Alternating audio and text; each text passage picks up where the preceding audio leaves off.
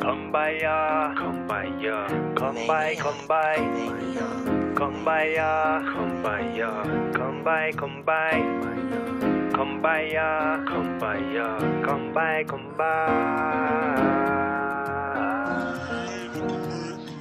Kumbaya, kumbaya, kumbaya, kumbay, kumbay, kumbaya, kumbaya, kumbaya, kumbay, kumbay, kumbaya, kumbaya, kumbaya, kumbay, kumbay. They said it every day on the plantation.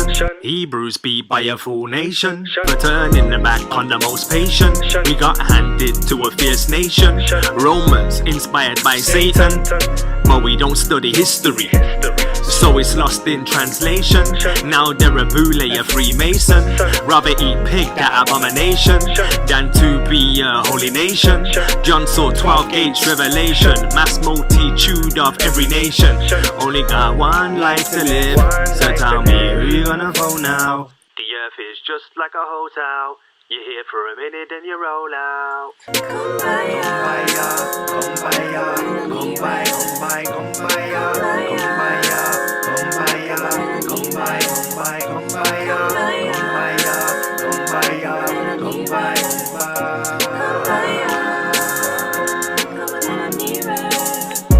Kumbaya, don't leave me. Kumbaya, cause I'm needy. Kumbaya, cause I feel lost. Like Simba before Rafiki. Satan on my back trying to beat me. From friends to even my relatives. I wanna sleep, have a sedative, but I know that there's work to do. Always work. Many are called and few are chosen. Only few. So now I gotta move on my own now. The earth is just like a hotel. You're here for a minute, then you roll out. Quicker than taking your phone out. Only got one life to live, so tell me, who you gonna phone now? Kumbaya, kumbaya, kumbay, kumbay, kumbaya, kumbaya, kumbaya, kumbay, kumbay, kumbaya, kumbaya, kumbaya, kumbay, kumbay. Gonna start off with some trivia straight away. Hope everyone's doing well this Sabbath day. Gonna start off with some trivia, and then we're gonna get into this study. And been promising this study for a while, yeah. And I was doing it yesterday, and I was gonna go one direction and focus predominantly on Ham and Shem. But then I felt impressed to cover the whole plethora of Ham, Shem, and Japheth. So instead of just concentrating solely on Ham and Shem, we're going to be looking at all three. So it's going to be quite extensive. Going to be going through a lot of scriptures, which is a blessing, a good thing. And I hope that is fruitful by Yah's grace. I pray that I decrease and the Most High Yah increase at this time, and that we get a fresh revelation of ourselves, but more importantly, we get a fresh revelation of the Messiah, Yeshua HaMashiach. So, just a bit of trivia before we kickstart the study. Just a bit of trivia before we kickstart the study. Also, before I kickstart the study actually, and before we get into the trivia, are the moderators in the group? Because I've got inclination that some people are gonna start, sowing seeds of discord. And I don't mean sowing seeds of money, But yeah, just if the moderators can be sentinels and just ensure that everything is run decently and in order, So, all right. Let me just shout out a few people that have joining us today. Michael Anderson, Rashunda, Kola Congo, Teresa, Bantu Sister, Neela, Jules B, Kenya, Warrior Lord, Humble Servant. So, like I said, today I was felt impressed because you know what? There's a lot of dialogue that goes backwards and forwards, yeah. And many a times there's a lot of identity issues that we face as Israel. So people will call themselves two continents merged together. I'm an African American, or we'll call ourselves just the most randomest thing. So I wanted to go in this study looking at just Ham and Shem. But like I said, while I was doing the study last night, I just felt very much impressed to talk about the whole plethora of what took place in the past, which has brought us to where we are today. So, bit of trivia just to warm up the brain cells and that. So, okay, we're looking at the statue in front of us. We've looked at this many a times in a lot of detail, previous studies, etc. So we know that the head of gold is Babylon, silver is the the chest and the arms, bronze is the thighs, and iron is the legs, etc. But what I want you guys to do today is just to hazard a guess, just hazard a guess. Hazard a guess, let me say that properly. Hazard a guess of if you think the following is a Shemitic, Hamitic, or Japhetic. I hope I've said that correctly. But yeah, alright. So, where's my arrow? There's my arrow. So we got this one here. Babylon. If you was to guess which son Babylon came out of, yeah, which son would you say is the progenitor or the forefather, the forerunner, the founding father of Babylon? Would you say Shemitic, Hamitic, or Japhetic?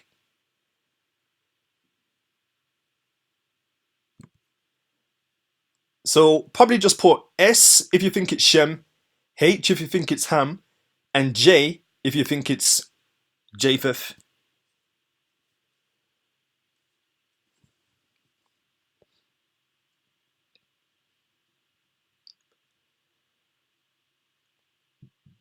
Okay.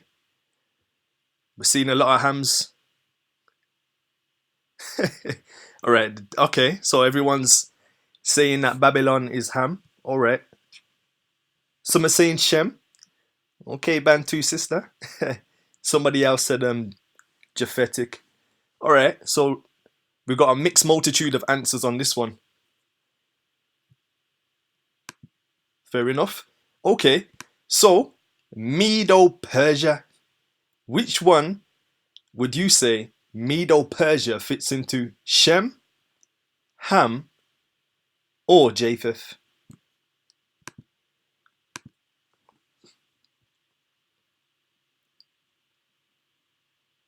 So which one would you say Medo-Persia fits into?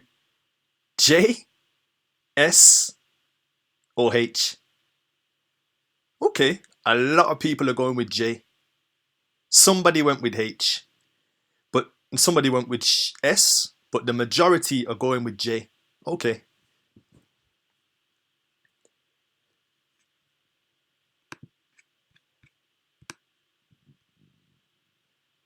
Grecian Empire. Who does the Grecian Empire belong to? Shem, Ham, or Japheth? S, H, or J? This is just trivia. This isn't a part of the study. We're just warming up. All glory to the Most High Yah. We're waiting for people as well. We're extending the invitation for more people to join the study today. But if you was to guess the Grecian Empire, if it's a T, a S, or a H, sorry, T. If it's a S, a H, or a J, okay. So everybody's going with J. Fair enough. Lastly, if we was to look at the Roman Empire or the Holy Roman Empire, because you had two legs, which means there was two divisions of Rome. You had Papal Rome, you had Pagan Rome. Then it baptized itself and became Papal Rome. And in Pagan Rome, it was the time of the what? The time of the... Anyone remember?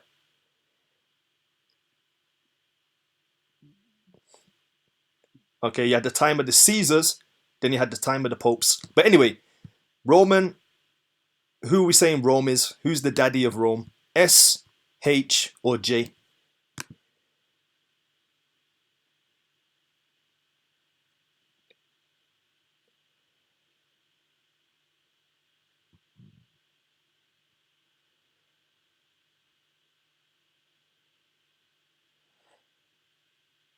Okay. Varied responses, varied responses. Some are saying S, some are saying J, some are saying H. Wow, okay. Some are saying S and J. Interesting. All right then. Well, hopefully, towards the end of this study, we might be able to answer these questions. I think with Greece, it's a no-brainer that's definitely a J. But with Babylon, might be a bit interesting. With the Medo and the Persian, that also might be very interesting. And with the Roman Empire, that also might be a little bit interesting. But I'm not giving any answers. So it's trivia without any answers. But hopefully, as we go through the study, we might be able to see who fits where and who fits with what, potentially. Alright then. So like I said, quite a few things to go through by Yah's grace. And I hope that we get a fresh revelation and we are able to see. Someone's still saying, okay, someone's saying Ham and some is saying Shem. Alright then, let's go.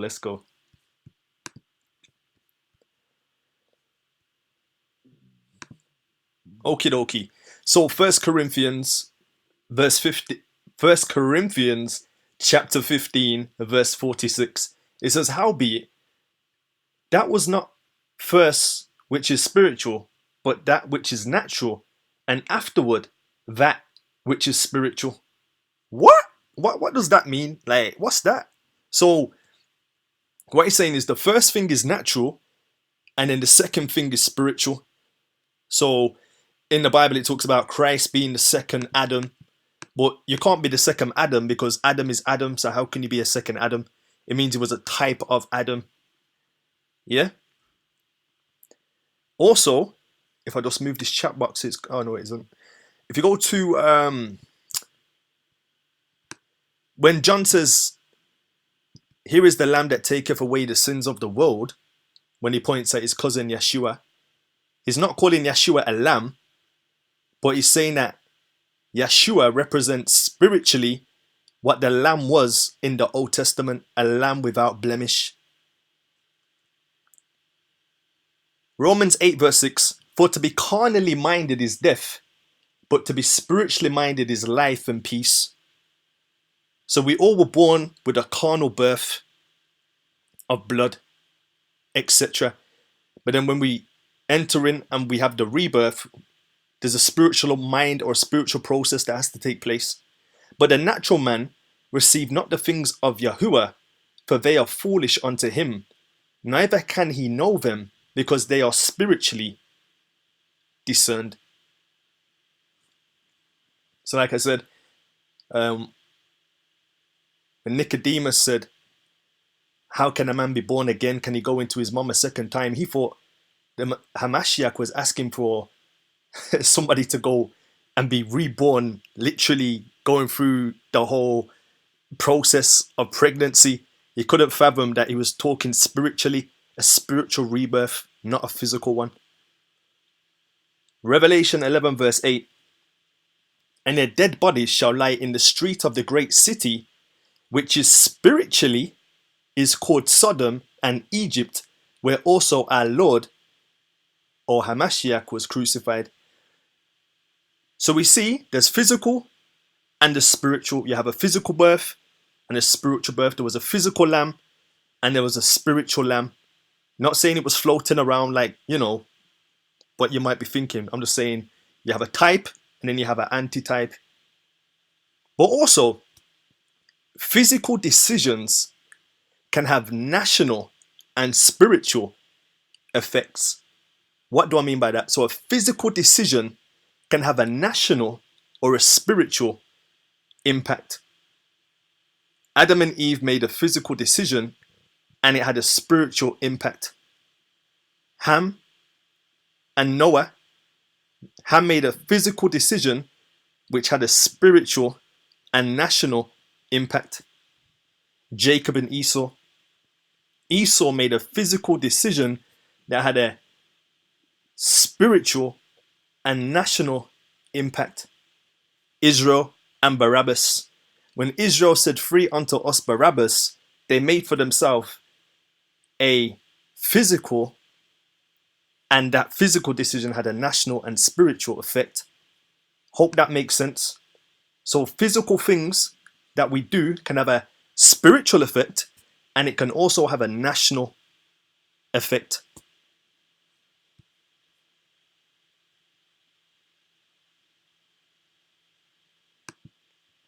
Okay, so now we just cleared up that. Let's start looking at the study in more detail. I just wanted you to see that there can be a physical decision that can impact not just you as an individual, but can impact your nationality too. And it can impact your spirituality too. Or another word for that, you could say traditions, habits, tendencies. You can repeat the mistakes of your father. As you read throughout the Bible, we see that Israel was constantly forgetting how the Most High had brought them out of Egypt, and he had to remind them continually, and they kept forgetting their history, and they kept making the same mistakes through not knowing their history, and it was having an impact on them spiritually, whereby they were committing spiritual fornication with other gods and other deities of the land. So physical can have a spiritual and even a national impact. So the founding fathers of the nations. When we think of founding fathers, 3 sons should come to mind. Yeah, everyone came through Adam, but then when it got to, post-flood, the nation divided nationally. There was a national division. So we all came from Adam and Eve, but then when the flood came, it started to diversify. Genesis 10, verse 10. Now these are the generations of the sons of Noah, Shem, Ham, and Japheth. And unto them were sons born after the flood. So after the flood, there's a new there's a new posterity of sons, or that belong to Noah. Half the world's been, well, not half, all the world's been wiped out except for those who were on the ark or in the ark. Noah and his 3 sons and their wives. So you had Japheth, Ham, and Shem.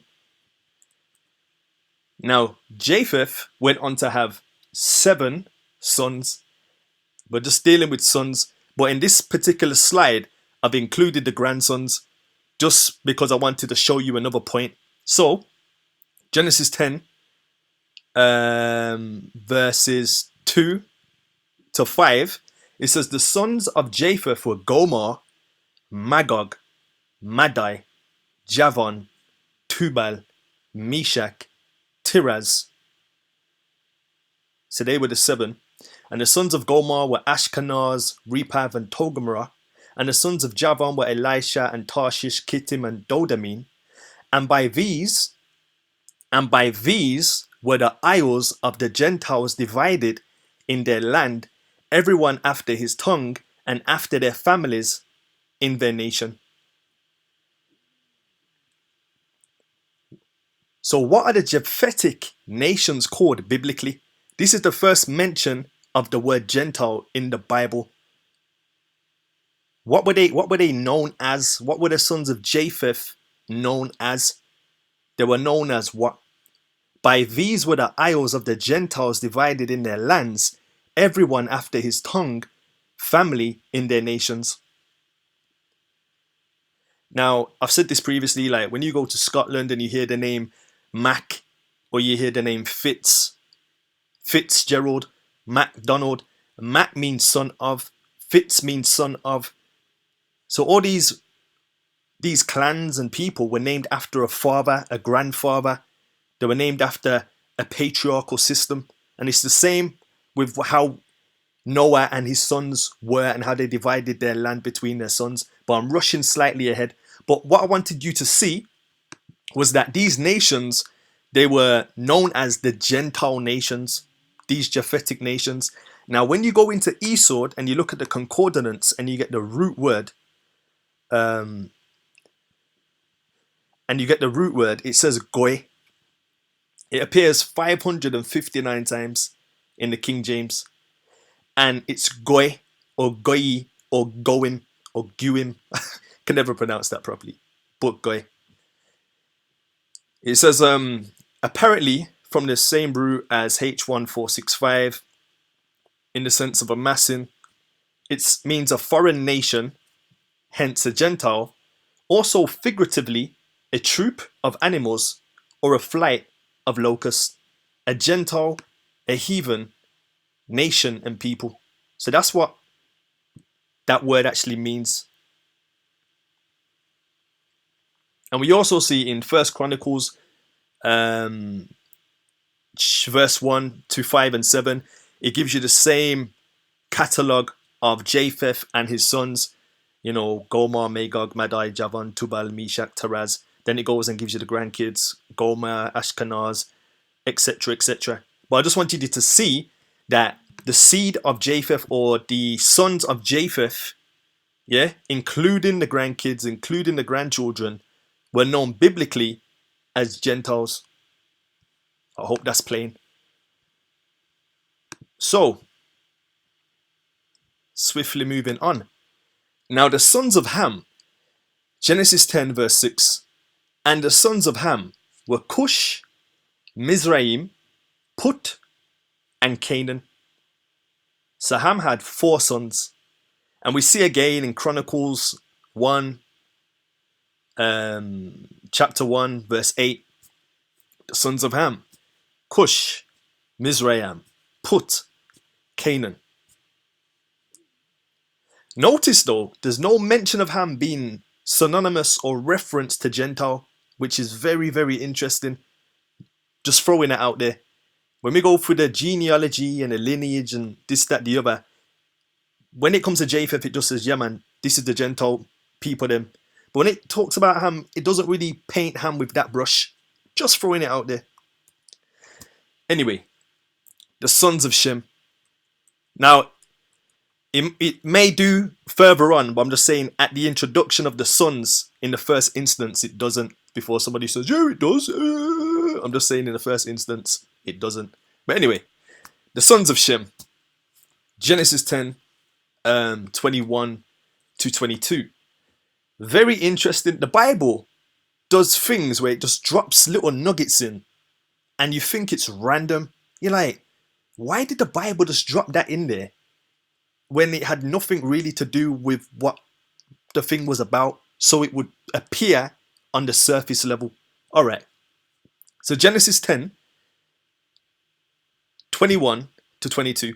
Now this is still dealing with the sons of Shem, the sons of Ham, the sons of Japheth. Genesis 10 breaks down the nations that came out of Noah and his posterity, his 3 sons. So, unto Shem, also the father of all the children of Eber, the brother of Japheth, the elder, even to him were children born. So in that first verse, the Bible wants us to know that Shem was the father of Eber. Why does he want us to know that Shem is the father of Eber? Everyone else, it just starts off with Japheth and his sons, yada yada yada.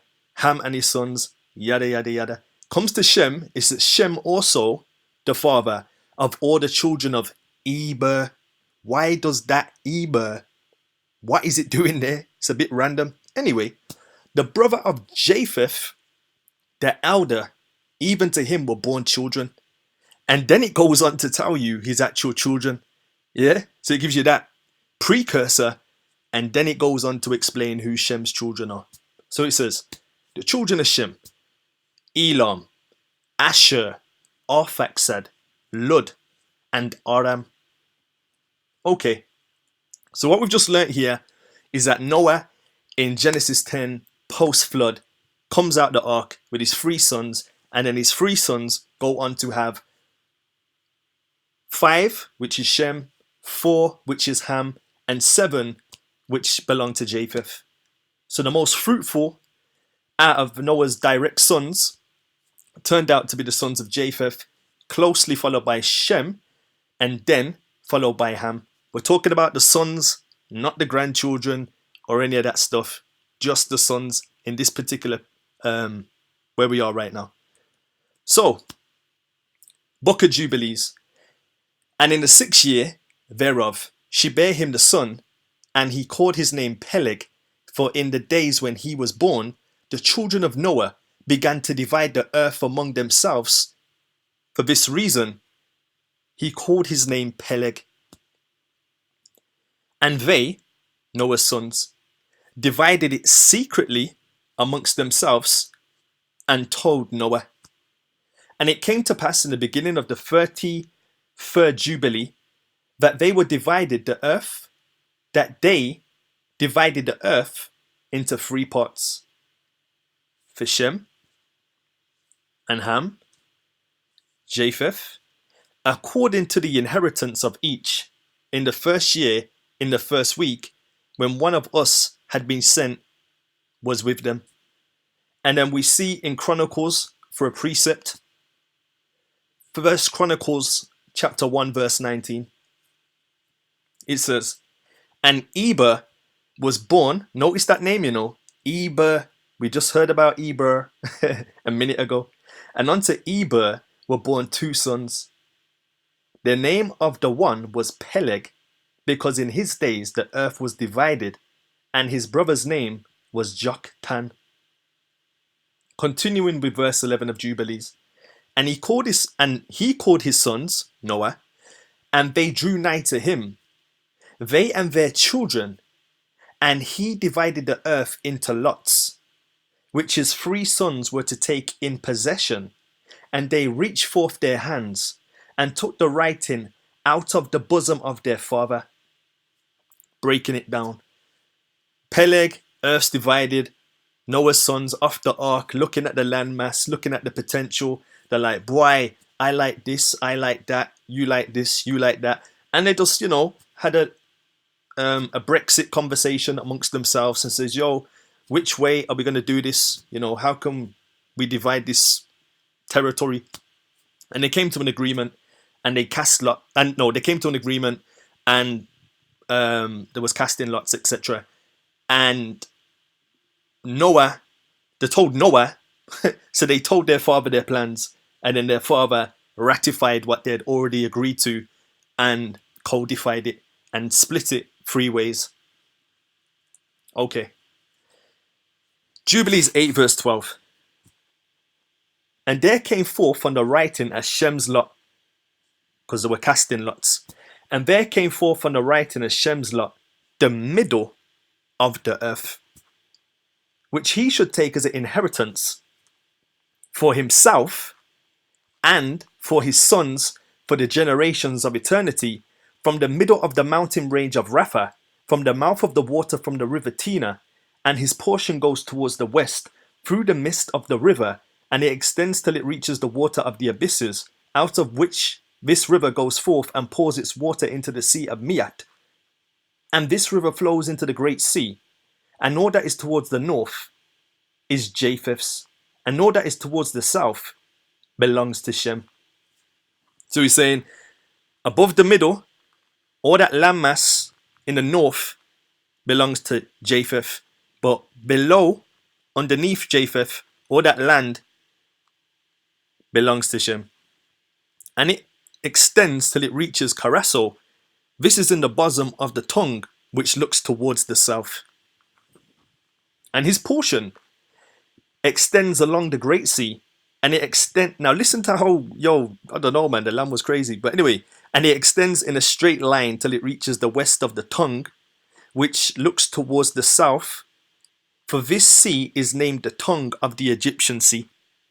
And it turns from here towards the south, towards the mouth of the Great Sea, on the shore of its waters, and it extends to the west Afra, and it extends till it reaches the waters of the river Gihon, and to the south of the waters of Gihon, to the banks of this river. And it extends towards the east, till it reaches the Garden of Eden. Make a note of that. To the south thereof, to the south, and from the east of the whole land of Eden, and of the whole east, it turns to the east and proceeds till it reaches east of the mountain named Rapha, and it descends to the bank of the mouth of the river Tina. This portion came forth by lot for Shem and his sons, that they should possess it forever, unto his generations forevermore. So those same sons that we just read out here, the 5 sons, Elam, Asher, Arphaxad, Lud, Aram, this landmass belonged to them, belonged to all those brothers who were the sons of Shem. And notice in verse 16, it said it extends towards the east till it reaches the Garden of Eden, to the south thereof, to the south, and from the east of the whole land of Eden, and to the whole east it turns to the east and proceeds till it reaches to the east of the mountain named Rapha, and it descends to the bank of the mouth of the river Tina. But I just want you to home in on those references to Eden. Okay. Jubilees chapter 8 verse 18. And Noah rejoiced that his portion came forth from Shem, and for his sons, and he remembered all that he had spoken with his mouth in the prophecy, for he had said, Blessed be the Lord God of Shem, and may the Lord dwell in the dwelling of Shem. And he knew that the garden of Eden is the holy of holies, and the dwelling of the Lord, and Mount Sinai the center of the desert, and Mount Zion the center of the navel of the earth. These 3 were created as holy places facing each other. And he blessed the God of gods, who put the word of the Lord into his mouth, and the Lord forevermore. Wow, a lot. So Shem knew that the Garden of Eden is the holy place of holies and the dwelling place of the Lord. So he knew, a lot of the history had been gone post-flood, this, that, the other. But Shem retained to a lot of the history of old, where the Most High used to dwell with them in the garden, talking about Adam and Eve, etc. And the history of that. Similar to Daniel, who knew the history of his people and what his people went through. And similar to, I believe, was it Tobit, and many other people who, and Stephen in Acts, I believe, 17 or chapter 10, and he's able to recount the history of Israel. He was able to recount the history of what was happening with the predecessors in the garden. But anyway, and he knew that a blessed portion and a blessing had come to Shem and his sons unto the generations forever, the whole land of Eden, and the whole land of the Red Sea, and the whole land of East, and India, and on the Red Sea, and the mountains thereof, and all the land of Bashan, and all the land of Lebanon, and the islands of Kaphator, and all the mountains of Zainah and Amana, and the mountains of Ashur, and in the north, and all the land of Elam, Ashur, and Babel, and Susan, and Medial, and all the mountains of Ararat, and all the regions beyond the sea, which is beyond the mountains of Ashur towards the north, a blessed and spacious land, and all that is in it is very good. Ararat is actually Armenia. Armenia, I believe, is near Turkey. So this is where all the landmass that covered Shem at this time. So it's quite vast, quite, impressive, to say the least. But you can find this in Jubilees 8, 18 to 21. So let's continue. The Hamites. And for Ham came forth the second portion beyond the Gihon towards the south to the right of the garden, and it extends towards the south, and it extends to all the mountains of fire, and it extends towards the west of the sea Attal, and it extends towards the west till it reaches the sea Mahuk, that sea into which everything which is not destroyed descends, For me, when I was reading that, I was thinking, is this the Dead Sea? Or, could that be like the Dead Sea, potentially, where everything is destroyed, descends? Interesting. And it goes forth towards the north to the limits of Gadir, and it goes forth to the coast of the waters of the sea, to the waters of the great sea, till it draws near to the river Gihon, and goes along the river Gihon till it reaches the right of the Garden of Eden. And this is the land which came forth for Ham, and the portion which he was to occupy for himself and his sons unto their generation forever. Now, notice, land masses was being kind of coordinated in and around a place called Eden. Now, many people have all these conspiracy theories that the Eden was flooded with the flood and then it became Atlantis and Eden's just washed under the water to this day and yada, yada, yada. Other people have more, dramatic views that Eden was just taken up to heaven and the whole landmass was just taken up to heaven and that's what's going to come down in Revelation. So there's all these different kind of isms and schisms that people,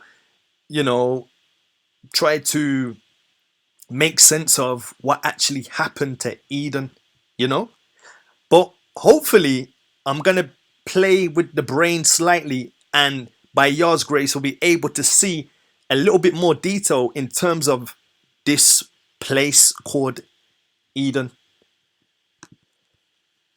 Alright, so side note regarding Eden. Genesis 3 verse 23. Therefore the Lord God sent him forth from the garden of Eden to till the ground from whence he was taken. We're going to break all this down, Ezekiel 31 verse 9. I have made him fair by the multitude of his branches, so that all the trees of Eden that were in the garden of God envied him. So he drove out the man, and he placed at the east of the garden of Eden cherubims and a flaming sword, which turned every way to keep the way of the tree of life. Okay. Okay, let me read some more. Okay. No, I'll break it down. So, when you talk to people, like I said, there's kind of these views that, they spin around and, they're just there in the air. So some people believe that Eden was flooded under the water, some Atlantis thing, just there, hidden, sealed, all that kind of stuff. Then you have the other view. Eden was just transported, beam me up Scotty, into heaven, and that's it. Yeah? That being said, I just want us to read with just a fresh perspective, Just read it plainly, yeah? Okay, so let's just reread it again. And I was emphasizing certain things for purpose. I weren't just having a moment. I was just trying to emphasize certain things. All right, boom. Let's read. Therefore the Lord God sent him forth from the garden. Where did the Most High Yahuwah send Adam from and Eve from and this, that, the other? Where did he send them from? I should have included another scripture in here, that would have just made it so plain. Oh man, you know what? Let me try. All right, you know what? Let me try find it quickly. Yo. Oh yeah, got it. Bang. All right, let's do this. So, closing. All right, boom, bang, bing. So Genesis 3:23. Therefore the Lord Yahuwah sent him out from the garden of Eden. Yeah. Ezekiel 31 verse 9. I have made him fair by the multitude of his branches, so that all the trees of Eden that were in the garden of God envied him. So he drove out the man, and he placed at the east of the garden of Eden cherubims. Okay, so I'm trying to get you to see that Adam and Eve were kicked out of the garden of Eden. but they were never kicked out of Eden. Now someone's going to say, yo, what's going on here? All right, just bear with me. Genesis 4 verse 16. There was only one person that was kind of kicked out of the land and went on to establish another land. Genesis 4 verse 16. And Cain went out from the presence of the Lord and dwelt in the land of Nod on the east of Eden. Now check it. If I'm your mom or your dad or whatever, and your mom and your dad kick you out your house, you've just been kicked out your house, you know, and you live in Florida. You got kicked out your house in Florida. You've been kicked out your house, but you haven't been kicked out of Florida. All right. You got kicked out your house in London. You got kicked out your house in London, but you didn't get kicked out of London. Your mom kicked you out the house in London and made sure she put security around the house so that you didn't get back into the house and that you couldn't find your way to the house. That's all I'm saying.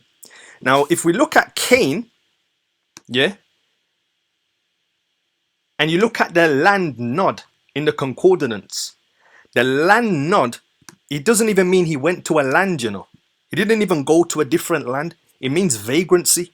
This means Cain was just walking around on a nomadic tip, and then you know that he built the city and he named the city Enoch. Yeah, there's two Enochs. There's an Enoch from Cain and there's an Enoch from Seth. Not getting into that. But what I'm saying is Cain left the presence of the Most High and then gradually went further away from the Most High, and his posterity went further away, and they started building up cities and towns and this, that and the other, and the people of Seth were more, you know, keeping close to that land that they were familiar with, if that makes sense. So I know the scripture that I wanted to throw in is this one here as well. Jubilees chapter 3 verse 28 and 9.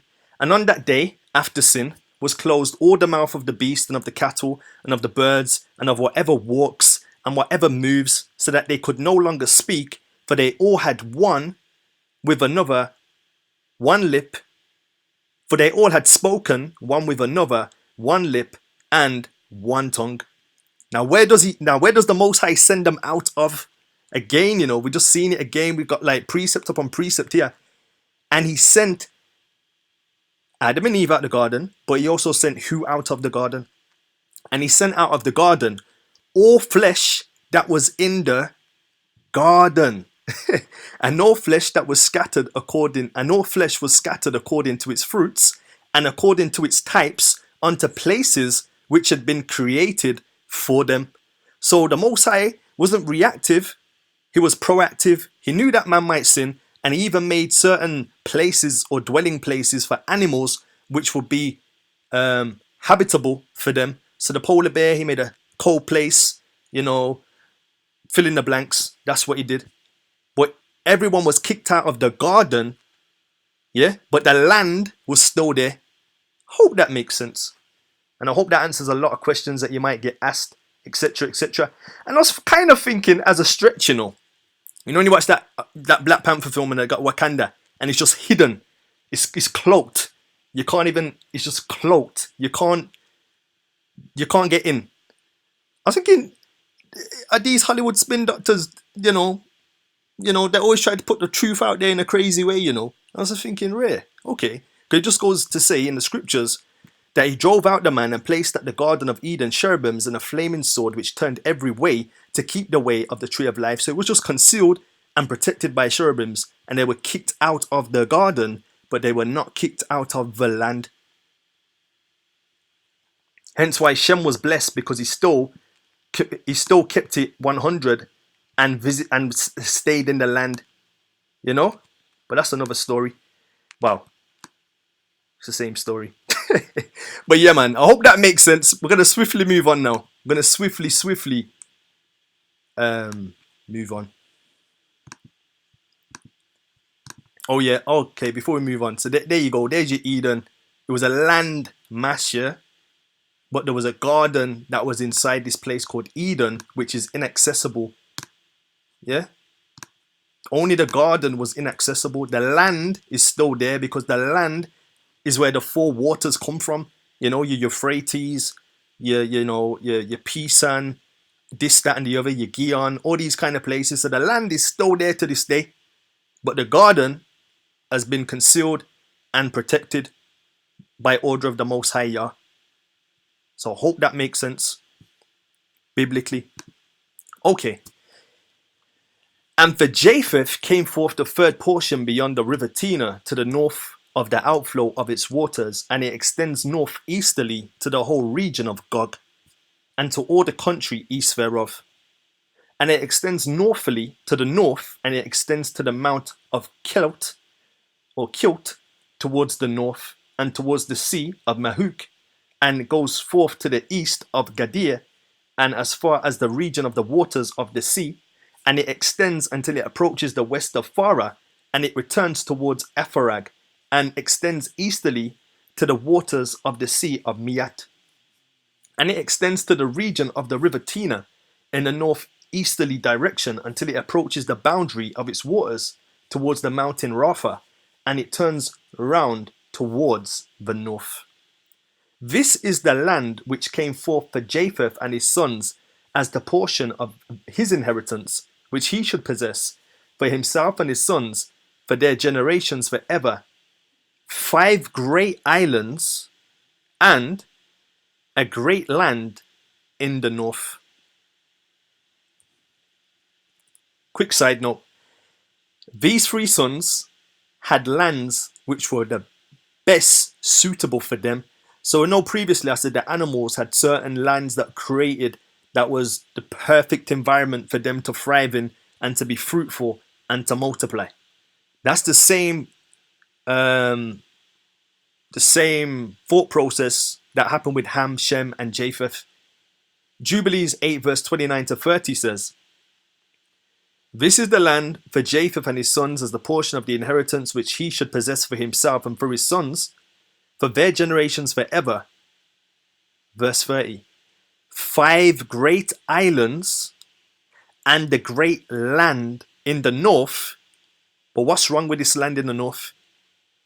Or what's wrong with these lands in the north? It is cold. And the land of Ham is hot. And the land of Shem is neither hot nor cold, but it is a blended cold and heat. Interesting. So Japheth had 5 great islands, and he also had a great land in the north, but it was cold. The land of Shem was hot, and the land of Ham was hot, and the land of Shem was a blend of hot and cold. Now I posted this on the community feed, and somebody responded, and I thought, wow, interesting response. He said, name the 5 great islands and the great land to the north. And he said, Europe has 5 countries that consist solely of lands. They are Cyprus, Iceland, Malta, the Republic of Ireland, and the United Kingdom. And I was like, wow, that's very interesting. But do you see how intricate and meticulous and insightful the Book of Jubilees, which is part of the Ethiopian canon of the Orthodox Church, but also of the Beta Israel. And it preserves this pinpoint accuracy. All right, let's move on. So, Jubilees chapter 9. Just to swiftly recap, Noah gave, on the order of his sons, lands between the 3 after they did their lots and cast their lots, and he sanctioned it, blessed it, and divided it between the 3. So the land at that point was just divided between the 3. Now, Jubilees 9 verse 1, we're going to start to see subdivisions of 3 portions, or we're just going to see more subdivisions, should I say, because now these 3 sons are going to divide the land between their sons. And Ham divided among his sons the first portion which came forth for Cush, towards the east, and to the west of him for Mizraim, and to the west of him for Put, and to the west of him, and to the west thereof of the sea for Canaan. So the sons of Ham had their lot was divided by their father Ham. Now, interestingly, when we look at the genealogy of Ham, you got Cush, Canaan, Put, and Mizraim, the daddies. And then you also got their offspring, their grandsons. And we know from Cush you get Nimrod. Yeah, we know what Nimrod was about, I believe. And then from Mizraim, you get the Philistines, Goliath. We know what those guys were about. And then through Canaan, you get a lot of interesting people. The Hittites, the Jebusites, the Girgashites, etc., etc. And some of us will know what they were about. So this is just to show you how the world began and leading us to where we are now.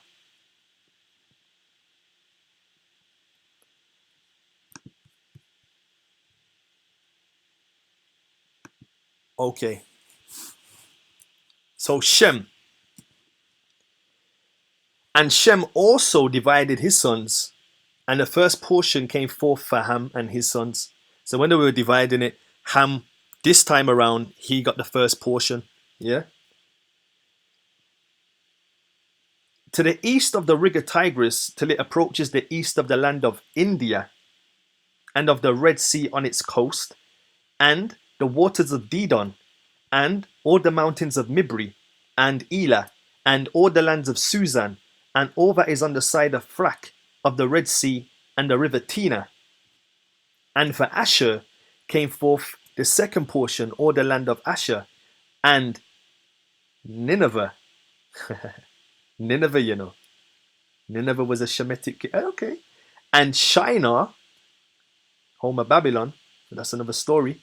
If you remember the trivia now, probably answering some of these questions.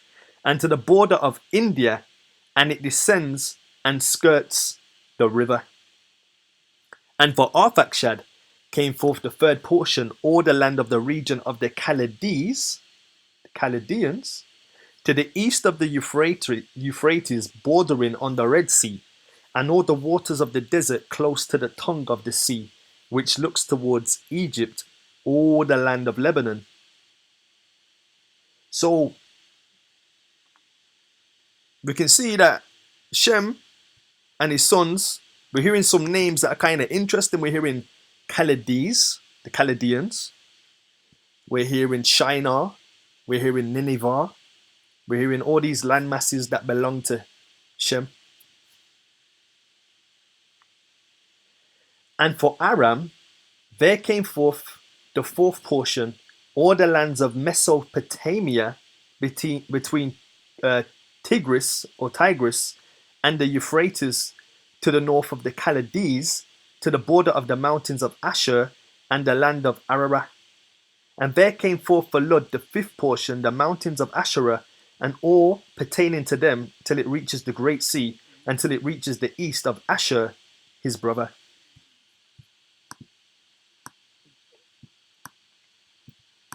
So at this point, any of these sons could have been at Abraham. There could have been a blessed person, There could have been they could have been the chosen people at this point. Just throwing it out there. All these different nationalities to a certain degree, they're all Shemitic, is what I'm trying to say. So sometimes when we think of Shem, not us probably here in the feed, but some people who, they'll just think of Shem as one kind of person, like his posterity were just one kind of phenotype. But Shem had a very diverse phenotype, There was a lot of different variations that made up the sons of Shem. Genesis 9 verse 24 to 26. And Noah awoke from his wine and knew what his youngest son had done unto him, talking about Ham. And he said, Cursed be Canaan, a servant of servants shall he be unto his brethren, and he shall be blessed, and he said, Blessed be the Lord God of Shem, and Canaan shall be his servant. We all know about the story, what took place there with Ham, who some say he did inappropriate actions with his dad. Some people say that he actually castrated his dad. There's so many different things and theories that people say Ham did and didn't do towards Noah. But something happened and he was cursed. But it wasn't him who was cursed. It wasn't Ham and all of his sons who were cursed. The only one who was cursed was Canaan. And we're going to kind of see why Canaan in particular was cursed. So when people talk about Ham this and Ham that and Ham sandwich and Ham this, it wasn't Ham that was cursed. Even though Ham was inappropriate or did something inappropriate to his father, it wasn't necessarily him or the rest of his sons that were cursed. The only one who was cursed was Canaan. But we're going to see why Canaan might have been cursed, because there's more to the story. Okay, so like I said, let me just quickly charge this laptop for it die. So you got Shem here. This is the genealogy of Shem. Like I said, there's the Elamites, the Ashers, the Arphaxads, the Luds, and the Arams. Remember before though, I said that, well, I didn't say, the Bible just randomly, at the start of Shem and his sons, it highlighted his grandson Eber. I'll put the, let me put this here so you can see. Follow the question mark. So at the beginning, he highlighted his son Eber randomly when he's doing the genealogy of his sons. Eber's not even born at this point, but he just throws Eber in there. But through Eber, you get Peleg. That's when the earth was divided. Then Beru, then Shrug, then Nahu, then Terah. And then through Terah, you get Abraham and Nahor. There's an interesting story about Nahor and Abraham in Jubilees. Very interesting.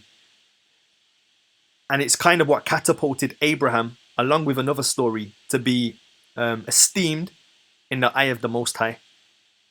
But then through Terah, you have Nahor, Abraham, and Haran. And then Haran, you get Lot. And we know Lot he had children with his daughters. And then you got the Moabites and the Ammonites. But also through Abraham. So these are all Shemitic people, you know. Moabites, Ammonites, they're all Shemitic. Yeah?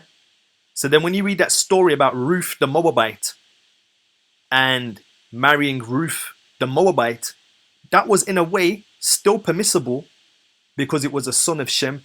It was a child of Shem, if that makes sense. Even though it went through the line of the 12, through Jacob and the Israelites, it was still a part of Shem. It was still a Shemitic people, you know.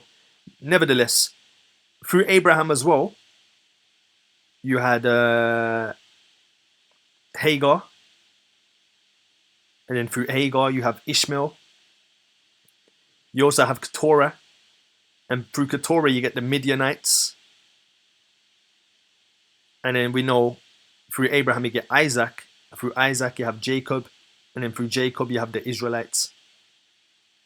So Shem was a very diverse, along with Japheth, along with Ham. But I'm just trying to make you see that it wasn't just one type of phenotype or one type of nation. But all these names that you're reading here, all these names are sons, and all these sons are founding fathers of nations.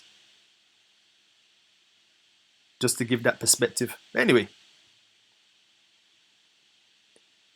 let's move on.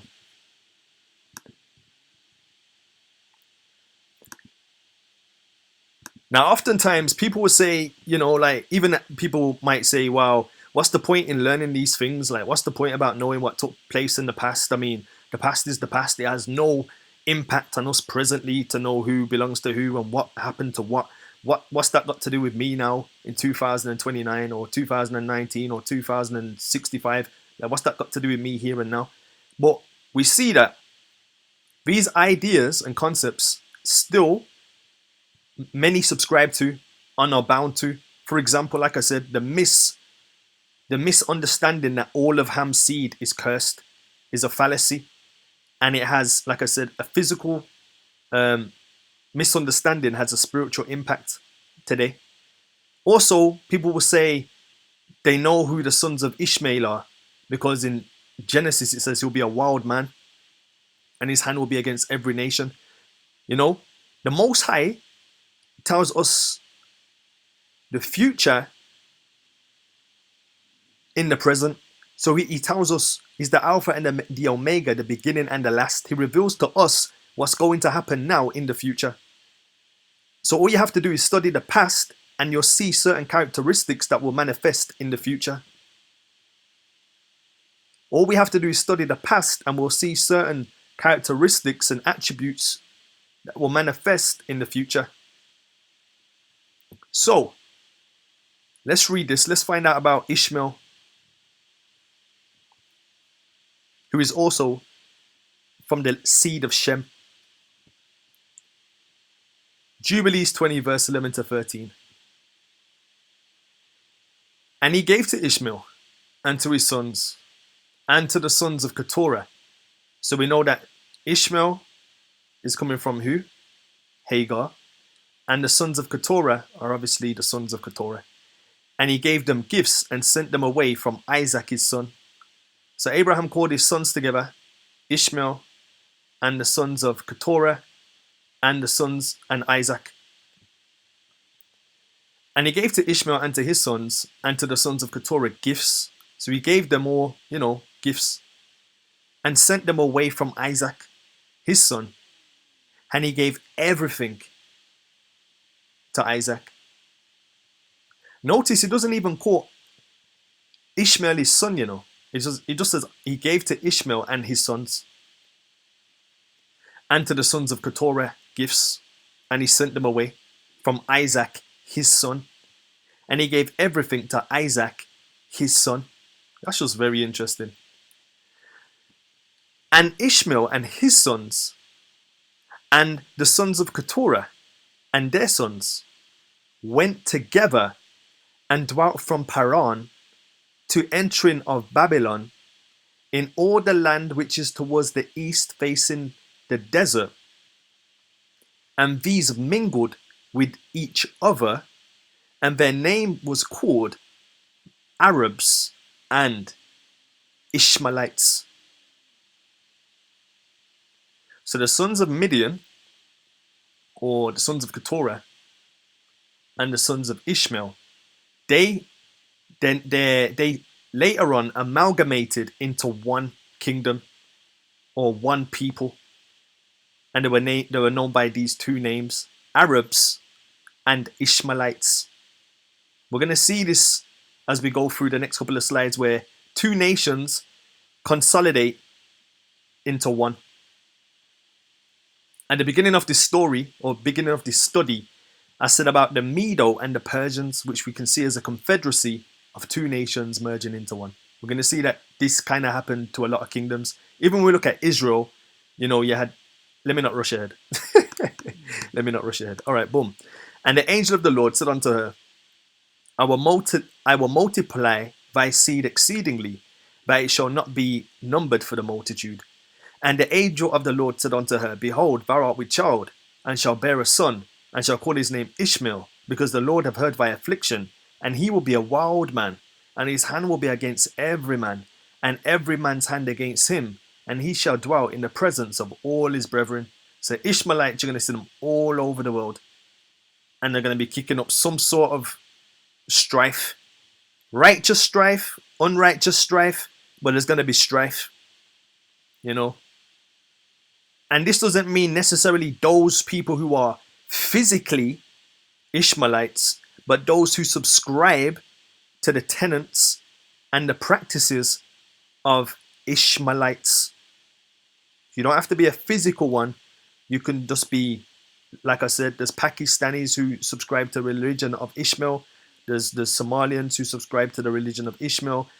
There's Hebrews who subscribe to the religion of Ishmael or Ishmaelite, So you don't have to be one per se, but the spiritual connotation will always be there with these religions. Exodus 18 verse 1. When Jethro, the priest of Midian, Moses' father-in-law, heard all that God had done for Moses and for Israel, his people, and that the Lord had brought Israel out of Egypt. So wait, we've got a Midianite, son of Keturah, who became Moses' father-in-law. Notice they were all Shemitic. He wasn't out of the line of Shem. This Midianite, he was still in the line of Shem. Exodus 4 verse 19. And the Lord said unto Moses in Midian, Go return into Egypt, for all the men are dead which sought thy life. So we see Midian interchangeably used as good and bad, like that, you know. Even when you look at, all right, I keep skipping ahead. Let me not run ahead. But okay, there we go. That's Midian, sons of Keturah. You know, sometimes people say all these negative things about so-called people of so-called different nationalities, but we need to understand that there's good and bad in all nations. Just throwing it out there. But let's continue some more.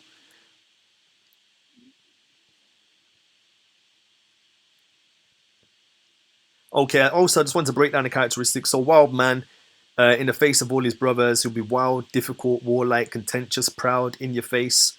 Some of the characteristics of Ishmael.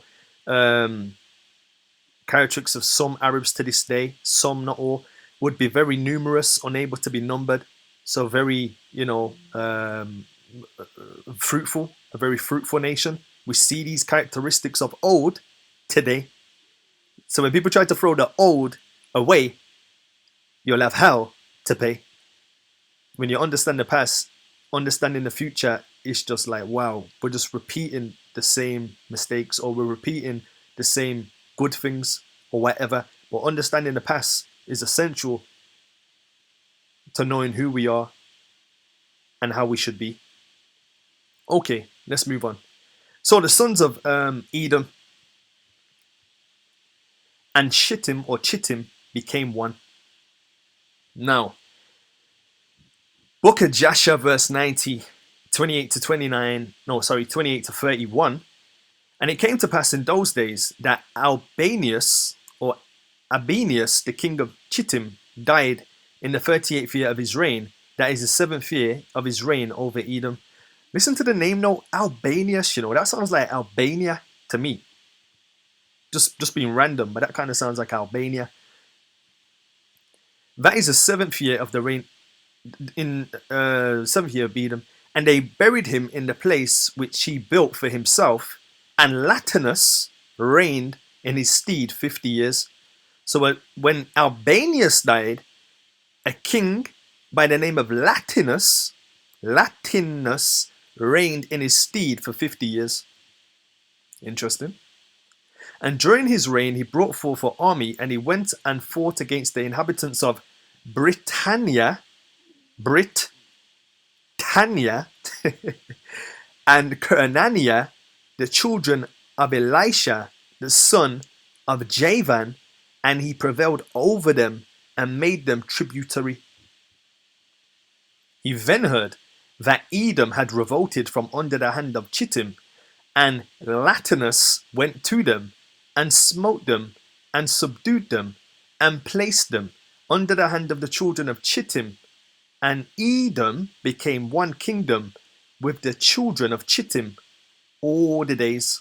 Now we're going to find out more who these people of Chittim are. And for many years there was no king in Edom, and their government was with the children of Chittim and their king.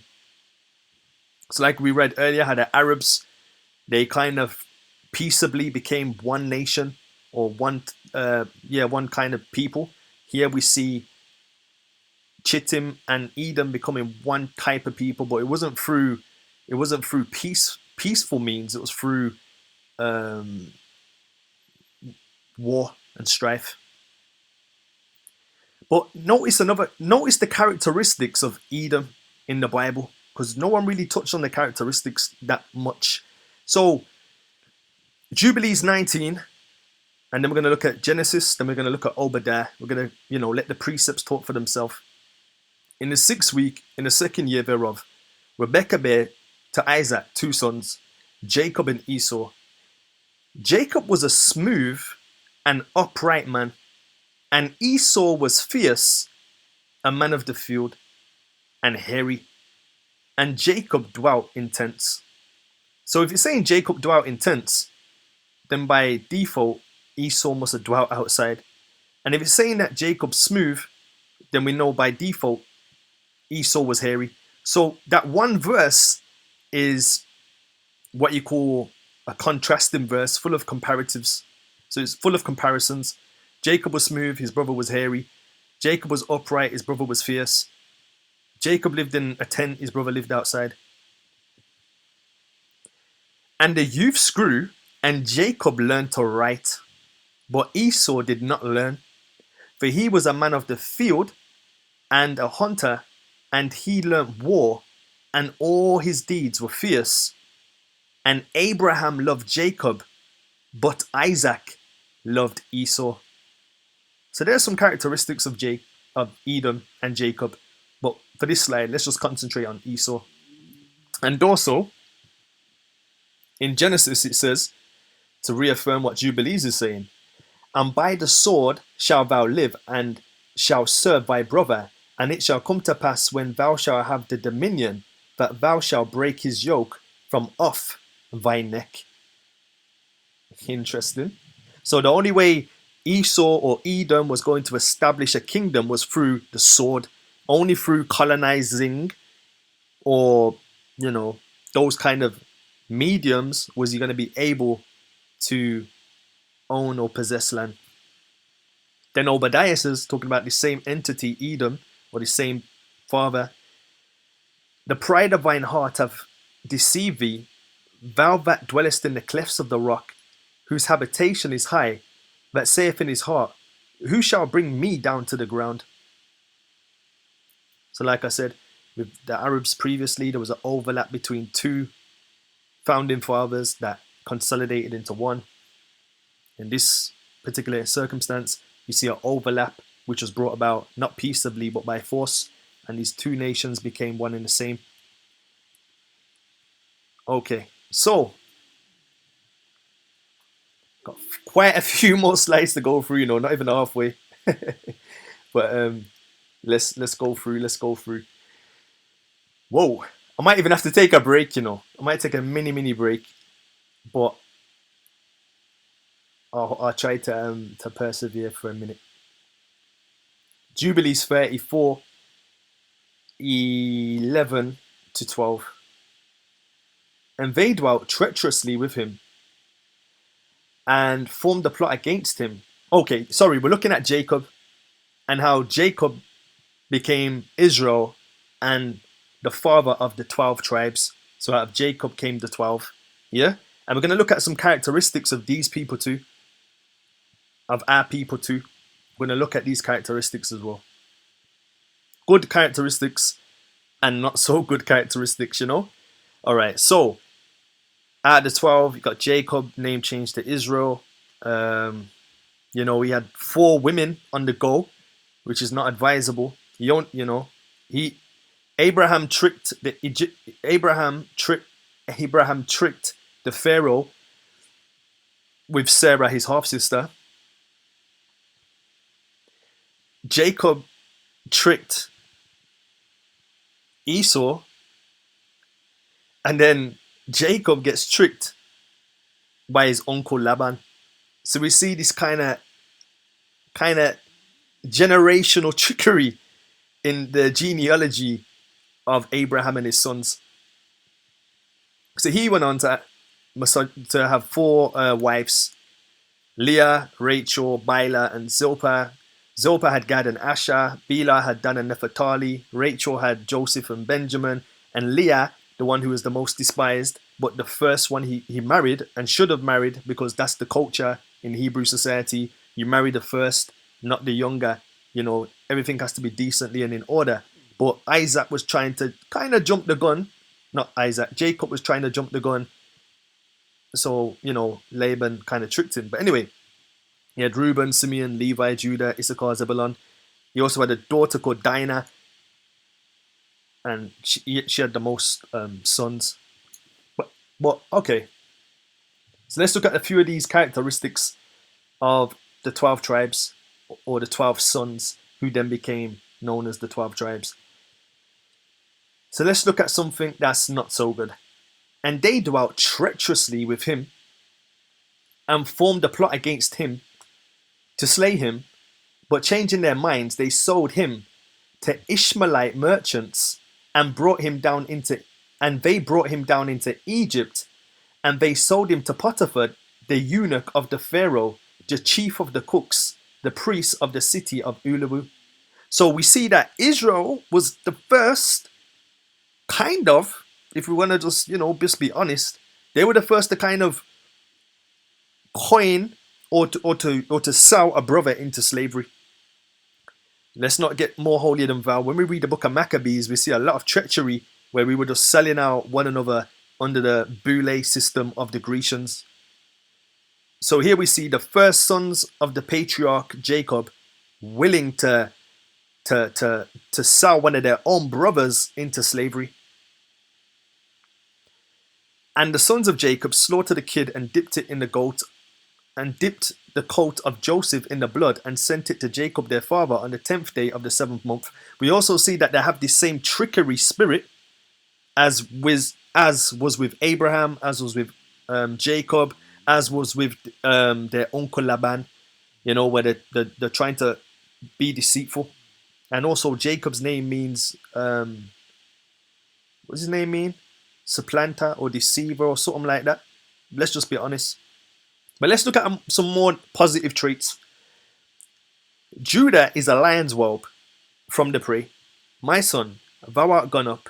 He stooped down, he couched as a lion, and as an old lion, who shall rouse him up? The scepter shall not depart from Judah, nor a lawgiver from between his feet, until Shiloh come, and unto him shall the gathering of the people be. So Judah's going to have a work in gathering a lot of people. That's one of his traits, is a gatherer. Yep. And he's also a lion that's sleeping, So not really a sleeping lion. No one really. You're kind of weary of a sleeping lion, but you're not. Well, I'll be honest. I'll be scared of a sleeping lion. I'll just be straight.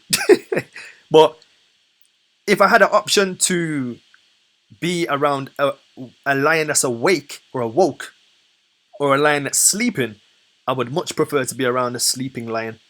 So this is showing you the characteristics of Judah. He's a sleeping lion, but who's going to wake him up? And they were known to be very much a gathering and a law-giving people, because we know the Hamashiach came through the seed or the lineage of Judah. Okay, let's look at Benjamin. Benjamin shall raven as a wolf in the morning, devour the prey, and at night he shall divide the spoil. And all these are the 12 tribes of Israel. And this is it that their father spake unto them and blessed them, everyone according to his blessing he blessed them. So we see these traits, like I said earlier with Ishmael, but we should be able to identify these kind of traits with the people today if we're going to make the Bible do its thing, and it doesn't change. 1 Chronicles 12 verse 32. Let's look at Issachar. And of the children of Issachar, which were men that had understanding of the times, to know what Israel ought to do, the heads of them were 200, and all their brethren were at their commandment. So we had a lawgiver, the Judah, lawgiver, not a pushover, straight-faced Judah. Then you had Issachar, who was very in touch with the seasons and the times. You had Benjamin, who was raving like a wolf, very, ferocious to deal with. I think Benjamin were the ones who had the left-handed, what do you call it again? The sling throwers that were very courageous in what they did. So there's certain characteristics that we see with Jacob and his sons.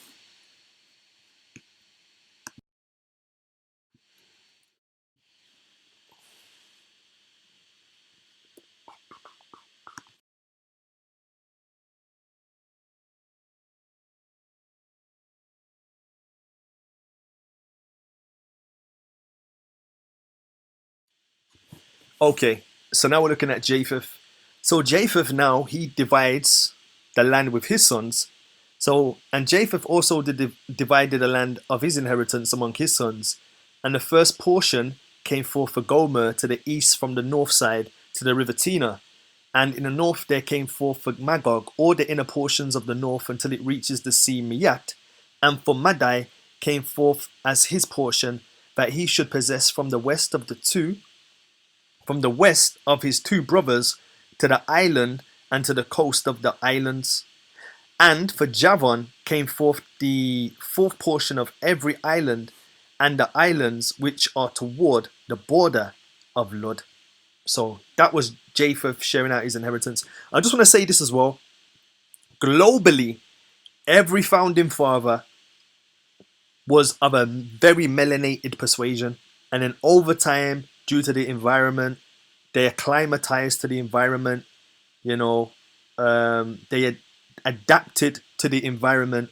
And like I said before, Japheth was going north, Ham was going south, Shem was kind of in the middle, best of both, cold and hot, and this would definitely contribute to the melanin increase or the lack of melanin increase. So even though I'm showing a more diluted or more whited out version, in the infancy, even the seed or the founding fathers, the guys that you see here, they would have been of a darker persuasion, just throwing it out there.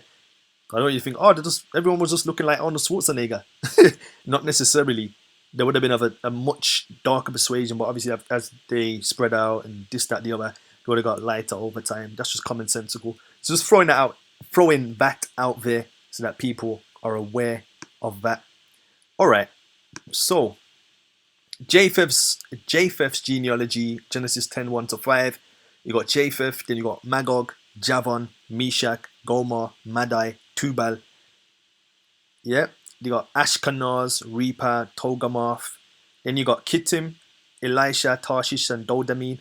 Now, Javon and Magog were probably the most antithetical towards Israel as we go through.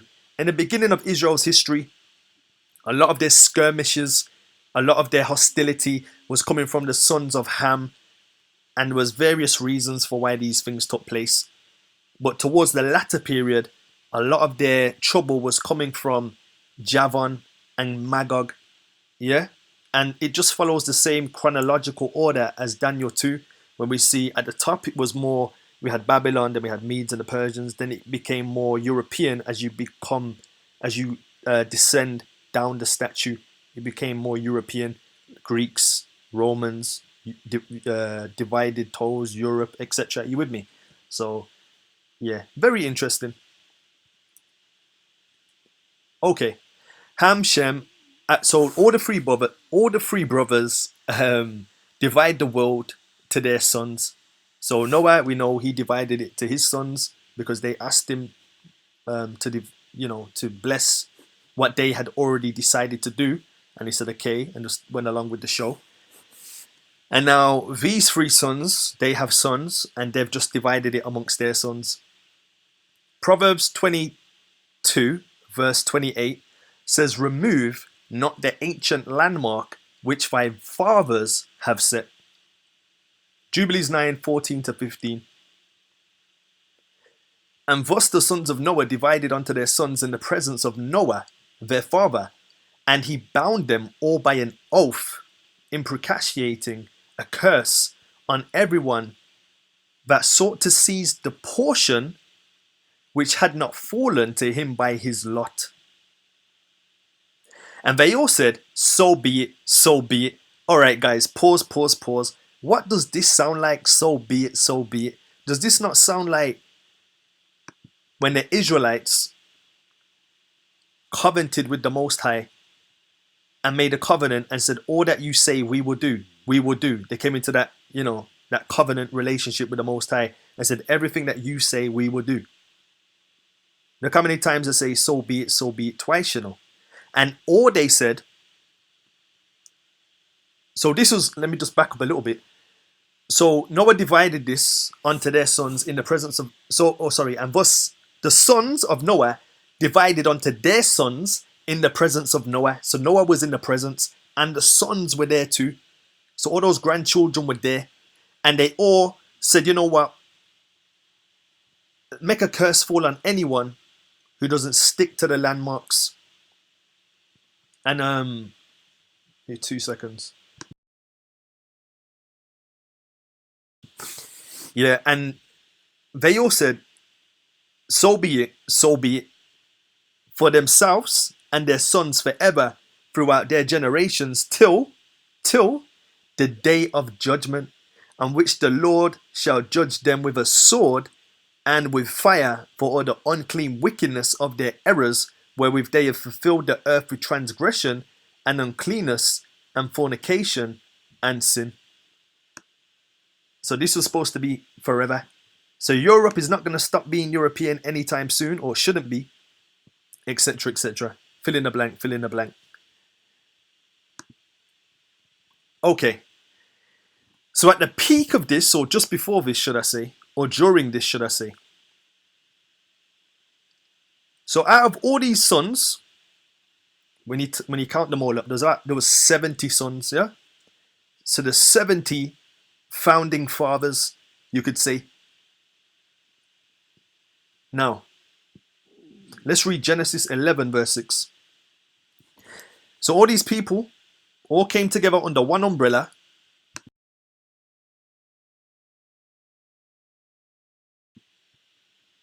So all these people came together under one umbrella, and this is post-flood. Some of them are thinking, boy, you know, we have a commonality. We all speak of one tongue. And we all know what tongue that was because I pulled it up in a previous study. They all spoke Hebrew. Hebrew was the ancient tongue of the past. If I find the slide towards the end, I'll throw it in. But in the book of Jubilees, it says they all spoke Hebrew. But I digress. So, out of all these sons came 70 nations. We're going to see something very interesting. Genesis 11 verse 6 to verse 8. And the Lord said, behold, the people is one, and they all have one language, which we know was Hebrew. And this they begin to do, and now nothing will be restrained from them, which they have imagined to do.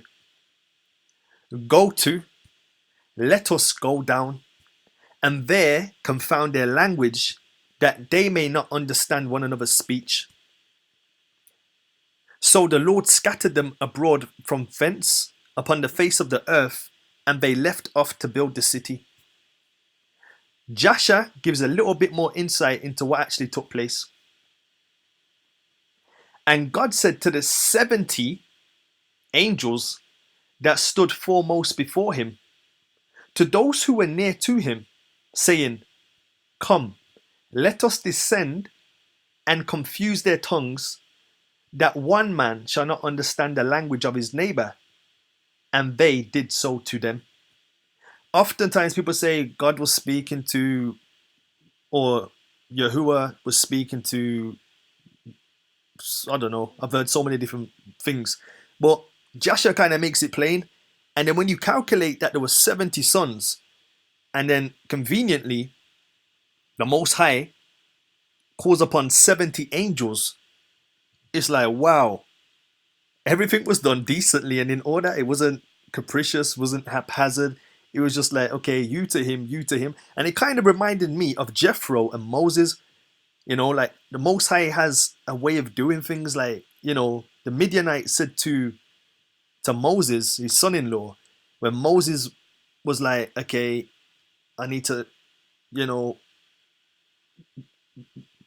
deal with the people more systematically. His father-in-law said, have you thought of fragmenting it and making people own and take ownership of certain things instead of it just being on your shoulders? And we just see here, I know the Most High could do anything on his shoulders, but, you know, he just sent 70 angels and, you know, I was like, wow, that's amazing. You see what I'm saying? I was like, wow. 70 angels, 70 sons, and there was just a plethora of different languages, and they all went abroad and scattered on the face of the earth, according to Genesis 11, verse 8. If I do get time though, I'll try to throw in that text in Jubilees that said that everyone spoke Hebrew. And when the angels conversed with people, they spoke in Hebrew as well. But yeah, interesting. Because when people talk about this tongues thing, when people are talking in tongues going, yeah, incomprehensible languages, and then they think that's divine and inspired, it doesn't add up. It just doesn't add up. But we'll touch on that we'll touch on that another day. All right, so backing up slightly, guys that came together said, you know what, we're gonna, divide the land between the three. Then the three divided the land between their sons, and then their sons made a covenant with Noah and said, okay, we're not gonna encroach or to take what doesn't belong to us, and whoever does, they're going to be cursed. Jubilees 10:27-29. In the 4th week, in the 1st year, in the beginning thereof, in the 4th and 30th Jubilee, were they dispersed from the land of Shinar. Shinar is the land of where the Tower of Babel was being built. This is following on from that. And Ham and his sons went into the land which he was to occupy. See, this is when that there was all together with one accord, one purpose, one language, in apostasy towards the Most High. And then after this, when they were dispersed, that's when they decided then to go to the lands which they were eligible for. And how many sons went to the land which he was to occupy, which he acquired as his portion in the land of the south? And Canaan saw the land of Lebanon to the river of Egypt, that it was very good. He sounds like Lot and Abraham. When Abraham says, which way do you want to go? When he's looking, Lot, and he says, yeah, I want to go to the fertile land. And uncle, my old uncle, you can go to the less fertile land. Check this. And Canaan saw the land of Lebanon to the river of Egypt, that it was very good. And he went not into the land of his inheritance to the west, that is to the sea. And he dwelt in the land of Lebanon, eastward and westward, from the border of Jordan and from the border of the sea.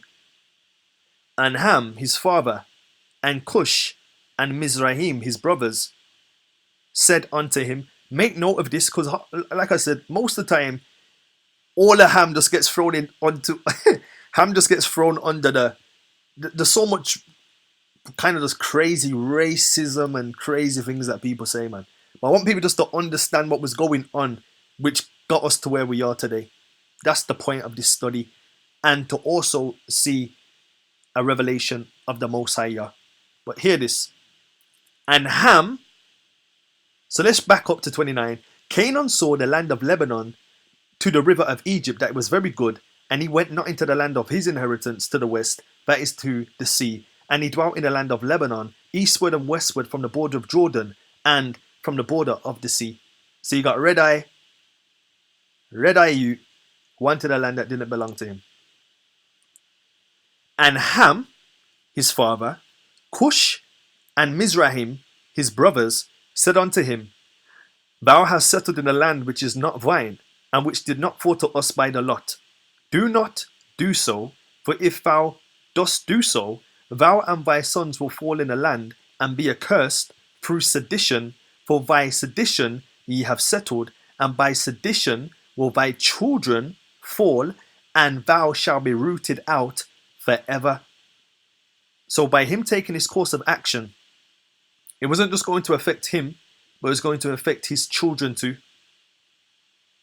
And we can see that his brothers, including Ham, are telling him not to take the land of Shem. Dwell not in the dwelling of Shem, for to Shem and to his sons did it come by their lot. Cursed art thou, and cursed shall thou be beyond all the sons of Noah, by the curse by which we bound ourselves, by an oath in the presence of the holy judge. Yahuwah, and in the presence of Noah our father. But he didn't hearken unto them, and dwelt in the land of Lebanon, from Hamar to entering of Egypt, he and his sons till this day. And for this reason, that land is named Canaan. Now, when you read Genesis, a lot of people read Genesis and there's not a lot of detail. You can kind of speculate and kind of, peddle ideas and thoughts and opinions, but all of it is just deifying logic and opinions, But when you see the book of Jubilees just making it crystal clear what happened, so then when you read why, you know what, let me not rush ahead. We're going to see it here. So, like I was saying, Canaan decides to take fast and break the oath. Now, when you just read the Bible, Genesis, Deuteronomy, or just the Bible in general, but the Old Testament preferably, and you look at the history between the two, it just seems a bit abrupt, The Most High says to Moses, I'm taking you out of the Egyptian bondage. I'm going to take you to a land that's filled with milk and honey. And also at the same time, you're going to commit genocide on the people who are there and take their land. You're like, wow, how come the Most High is just like dealing with these people like that? And then you might try to reason it like the Bible says that Israel will be his battle axe. So, the Most High would, and you can try to fit it into all these kind of different thoughts, theories, and opinions. But like I said, when you see it crystal clear, unequivocally, unapologetically in Jubilees, telling you what took place to lead to that kind of, what's the word I'm looking for? To that kind of animosity, it just fills in the gaps, Because people often use that argument to say, how can you justify a God who commits genocide or tells someone to commit genocide on a people and to take their land and this, that, the other? But truth be told, the land of Canaan never belonged to Canaan, but it belonged to the sons of Shem. And then when you read Jubilees, you see that it got narrowed down further to Abraham because of what Abraham was doing and how he separated from Terah, his father, and how he even separated from his brothers. And it gives you the details of what took place and why Abraham was chosen out of the sons of Shem. So before that point, it was up for anyone, any Shem, Elam, anyone could have claimed it. But then it got narrowed down and then became the possession of Abraham. But I ain't going to go into all that on this study.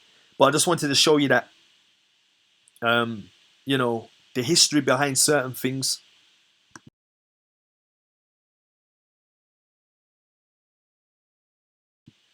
That we don't know, and to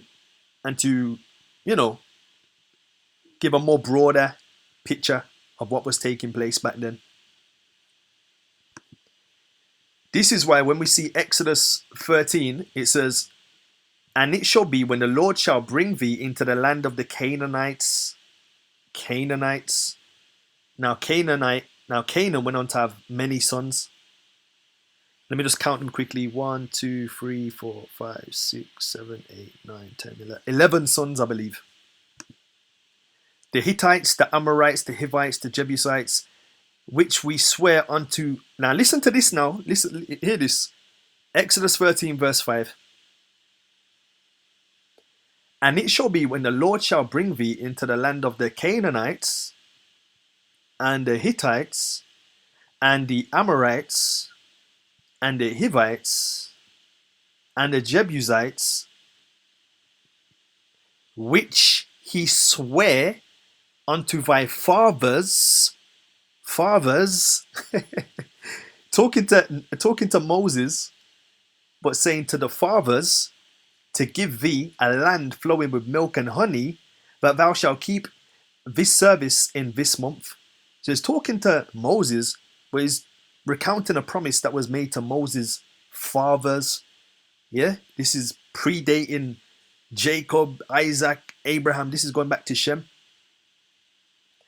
When the Lord thy God shall bring thee into the land whither thou goest to possess it, and have cast out many nations before thee, the Hittites, the Girgashites, the Amorites, the Canaanites, the Perizzites, the Hivites, the Jebusites, and he says 7 nations greater and mightier than thou.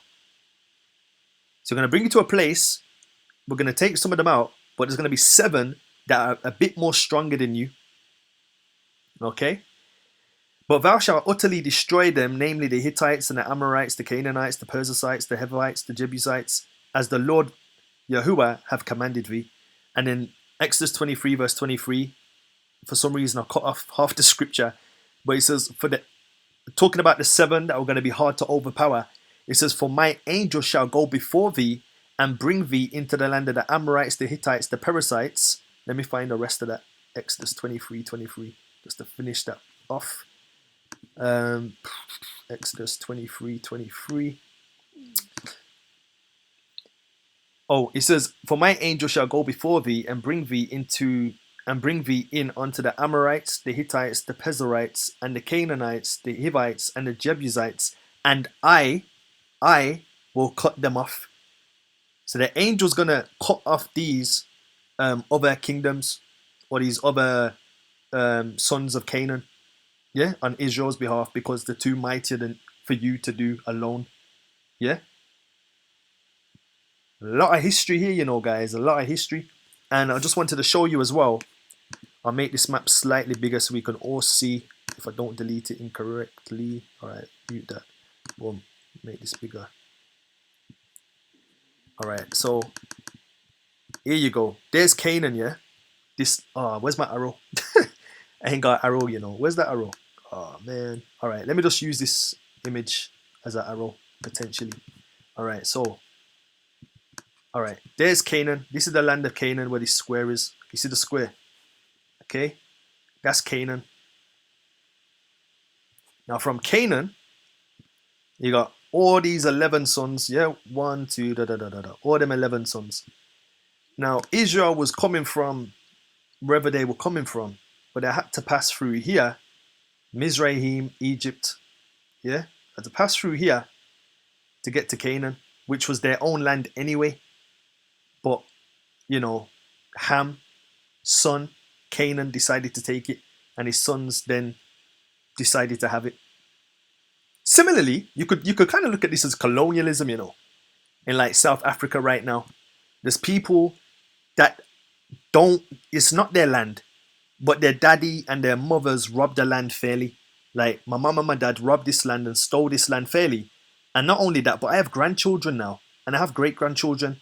And this is my house, and I appreciate it's on stolen land, but my mum and dad stole it fairly, and all I am is just the recipient of their stolen property. That's all I am, but I didn't steal it. Therefore, you know, by default, this land should belong to me and my posterity. You know, I haven't done anything myself personally. So Canaan, he's here with his sons in a land that's not his. His sons have set up shop, set up banks, set up supermarkets, cinemas, set up game stores, and I don't know, set up everything, yeah? But it doesn't belong to him. And the Most High is bringing another, this is the arrow, by the way. The Most High is bringing the true owners back to the land. It's like a squatter. You have a squatter in your house. You've left the house and you come back and there's a squatter there. But, you know, but now it's not just a squatter, but the squatter has his children. He's had children in your house while you've been away. You know, you've been away for 2 years, and, you know, squatters have gone there and have had twins, and they've had kids in your house. You've come back to your house and the squatters are saying, why? The squatters' kids are saying, all I've known is this house. This house was my house from the beginning. I mean, you can't possibly want me to come out of this house. All I know is this house. So I'm trying to make it a bit more plain and make it more relatable. This was the situation that was facing the Canaanites. And this is why a lot of them were hostile to Israel. And while Israel was hostile to them, because the land was promised to them, Israel, but Canaan had took fast and took the land. And obviously his children were then trying to defend their father. who their father was, he shouldn't have had the land in the first place. Similarly, like I'm saying, with colonialism in America, in Africa, in Jamaica, we have plantation owners, the sons or posterity of these people who still own the land and say it wasn't me, and they won't return it to the rightful owners. And then when the true owners challenge them, they get uncomfortable, they get what I call fragility, hostile, and instead of making right, they make wrong and defend somebody who stole something's honor instead of doing the honorable thing and returning whatever doesn't belong to them. But this is just to make you see in 2019 how this would relate today. Hope that makes sense. All right, so origin of Philistine beef. Now, some people will say, "Oh, it started with Goliath," but we know it kind of predated that. Genesis 26:17-20. And Isaac departed thence and pitched his tent in the valley of Gerar and dwelt there. And Isaac digged again the wells of the water that they had digged in the days of Abraham his father, for the Philistines had stopped them after the death of Abraham. And he called the names after the names by which his father had called them. And Isaac's servants digged in the valley and found there a well springing water. And the herdsmen of Gerar did strive with Isaac's herdmen, saying, "The water is ours." And he called the name of the well Esek, because they strove with him. Now, like I said, the Philistines, they come from Mizraim, Mizraim's grandchildren. All right. Jubilees 24 now is going to give you a little bit more insight into what's going on in Genesis 26. And he, Isaac, sold in the land of the Philistines and brought in 100-fold, and Isaac became exceedingly great, and the Philistines envied him. Now all the wells which the servants of Abraham had dug during the life of Abraham, the Philistines had stopped them after the death of Abraham and filled them with earth. So they tried to stop their water supply. Interesting. And Isaac on that day cursed the Philistines and said, "Cursed be the Philistines unto this day of wrath and indignation from the midst of all nations. May God make them a derision and a curse and an object of wrath and indignation in the hands of sinners, the Gentiles, and in the hands of Kittim." Kittim. Why Kittim of all places?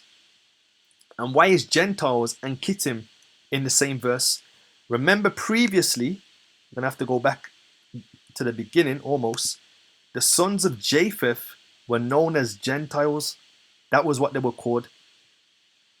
They were called Gentiles. And we see that this son, Kittim or Chittim, is a son of Javan. If you look at verse 4, and the sons of Javan, Elisha, Tarshish, Kittim, and Dodami. Yeah? So Isaac's cursing out the Philistines and saying, "Yo, I want cursing out the Philistines and saying, "Yo, I want Kittim to come and brook you up. I want them Gentile Kittims to come and brook you up for what you've done, desecrating the wells of my fathers." That's pretty much what he's saying there. All right.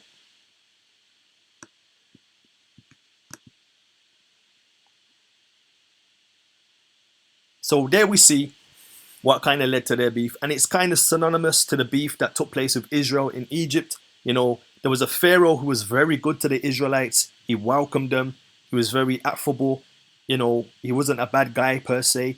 Then another Pharaoh took over in his stead, from the seed of Mizraim again, and he envied the Israelites, and he put taskmasters over them and overseers and put burdens onto their burdens and this, that, and the other. And that was due to envy as well, or due to fragility, scared that they might get overpowered, you know. So they came with eugenics to try to stop to stop them reproducing, you know. So we just see this repeat of history, and usually it's envy that builds and brings about a multitude of sins. Envy. In heaven, there was envy. Lucifer wanted to be like the Most High. We see all this spirit of envy leads to a lot of issues. Cain and Abel, envy, you know. All right. So everyone got divided their land, yeah? But Japheth wasn't happy with his land either. So Canaan, he just stole it. Japheth, he kind of uses a different tactic. He uses diplomacy. So Japheth and his sons went towards the sea and dwelt in the land, their portion. And Madai saw the land of the sea, and it did not please him. And he begged a portion from Ham and Asher and Arphaxad, his wife's brother. And he dwelt in the land of Media, near to his wife's brother, until this day. And he called the dwelling place and the dwelling place of his sons Media, after the name of their father, Madai. So they use diplomacy. Genesis 9 also says, though, God shall enlarge Japheth, and he shall dwell in the tents of Shem, and Canaan shall be his servant. Now, I'm not saying all of Africa is called Canaan. No, I'm not. We've just went through this. We can see there was many sons, many different nations, yeah? But we know that Japheth was going to come to the land and increase himself. Yeah, God was going to bring him to the land through disobedience. I should have put the scripture in there that linked it to disobedience, but we're just, you know.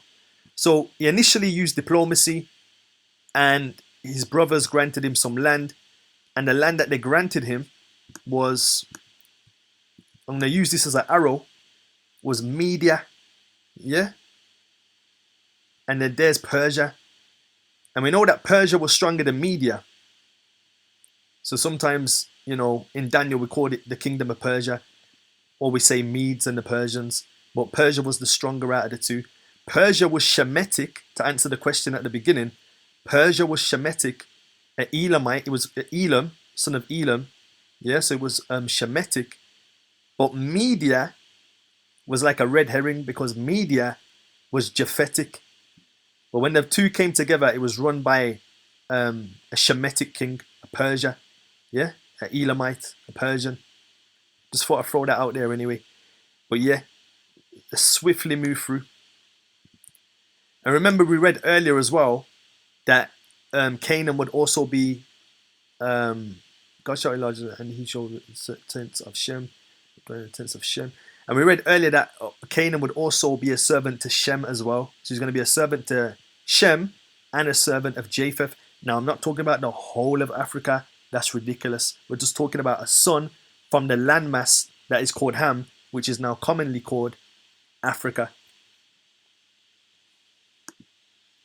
Okay. Now, like I said, Japheth's Gentile or posterity was towards the latter end where we are today, most adverse to Israel. You know, the sons of Javan, Genesis 10, Javan, Eliashah, Tarshish, Kittim, and Dodamine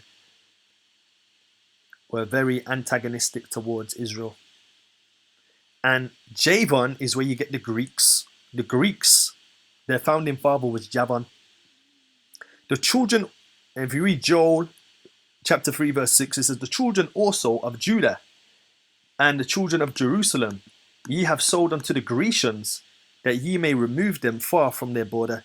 So we saw that in Joel, that Greeks played a role, especially when we read the book of Maccabees like we've been doing.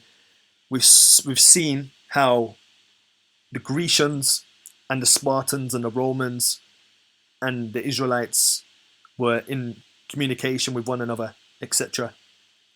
Okay. Then if we go to Daniel 11 verse 30, we're going to see the Romans. Daniel 11 verse 30. For the ships of Shittim or Chittim shall come against him, therefore he shall be grieved and return and have indignation against the holy covenant. So shall he do, he shall even return and have intelligence with them that forsake the holy covenant. That's talking about Rome.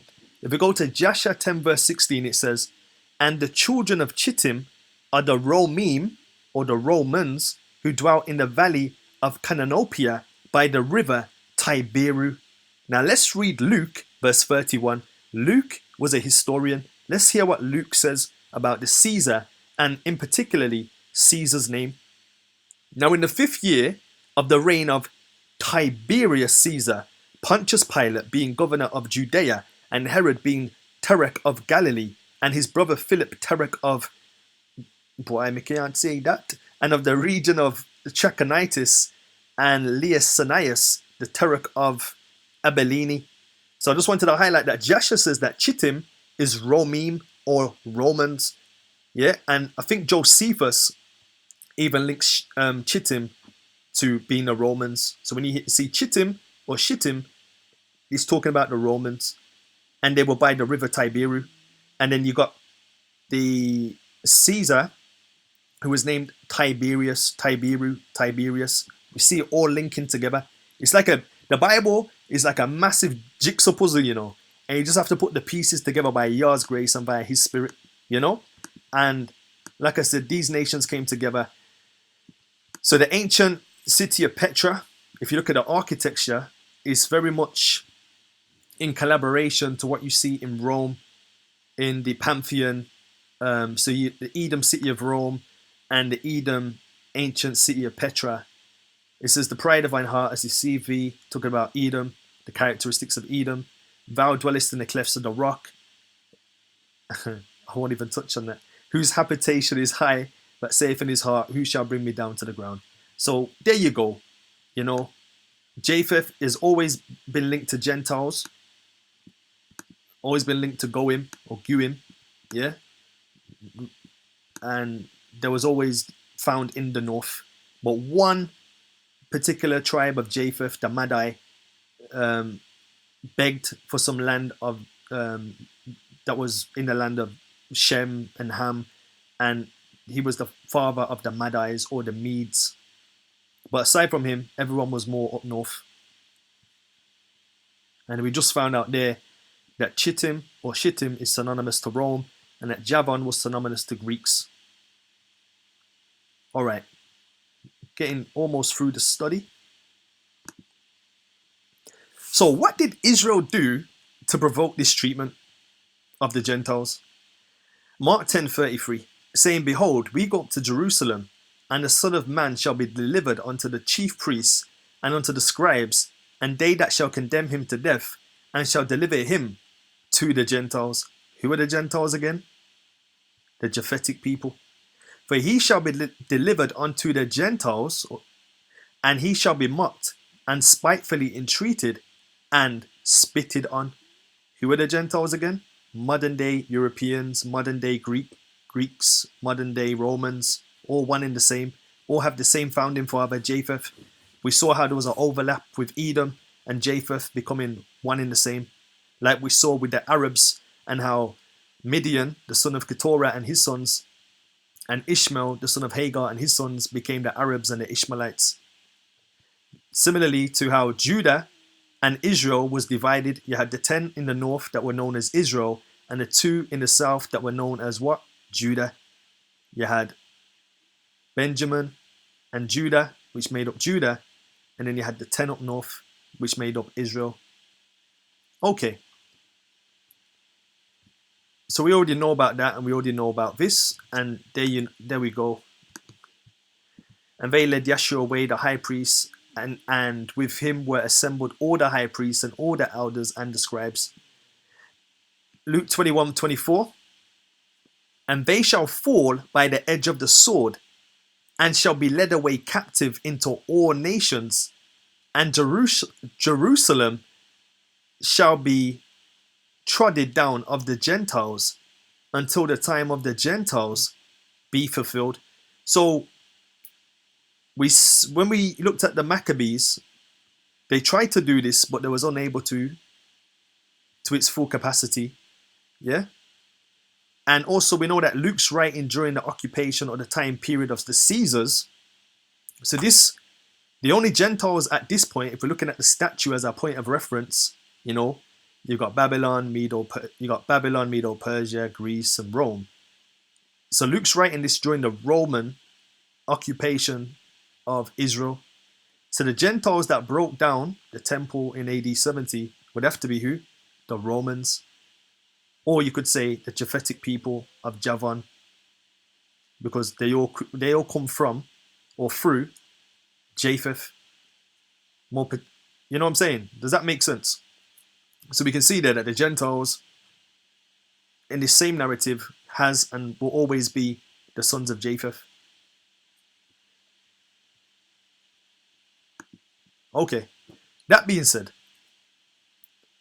and when Yeshua entered into Capernaum, there came unto him a centurion beseeching him, saying, Lord, my servant lieth at home sick of the palsy, grievously tormented. And Yeshua saith unto him, I will come and heal him. The centurion answered and said, Lord, I am not worthy that thou shouldest come under my roof, but speak the word only, and my servant shall be healed. For I am a man under authority, having soldiers under me.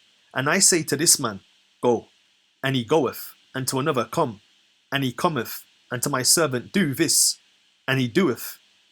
When Yeshua heard it, he marveled and said to them that followed, Verily I say unto you, I have not found so great faith, no, not in Israel.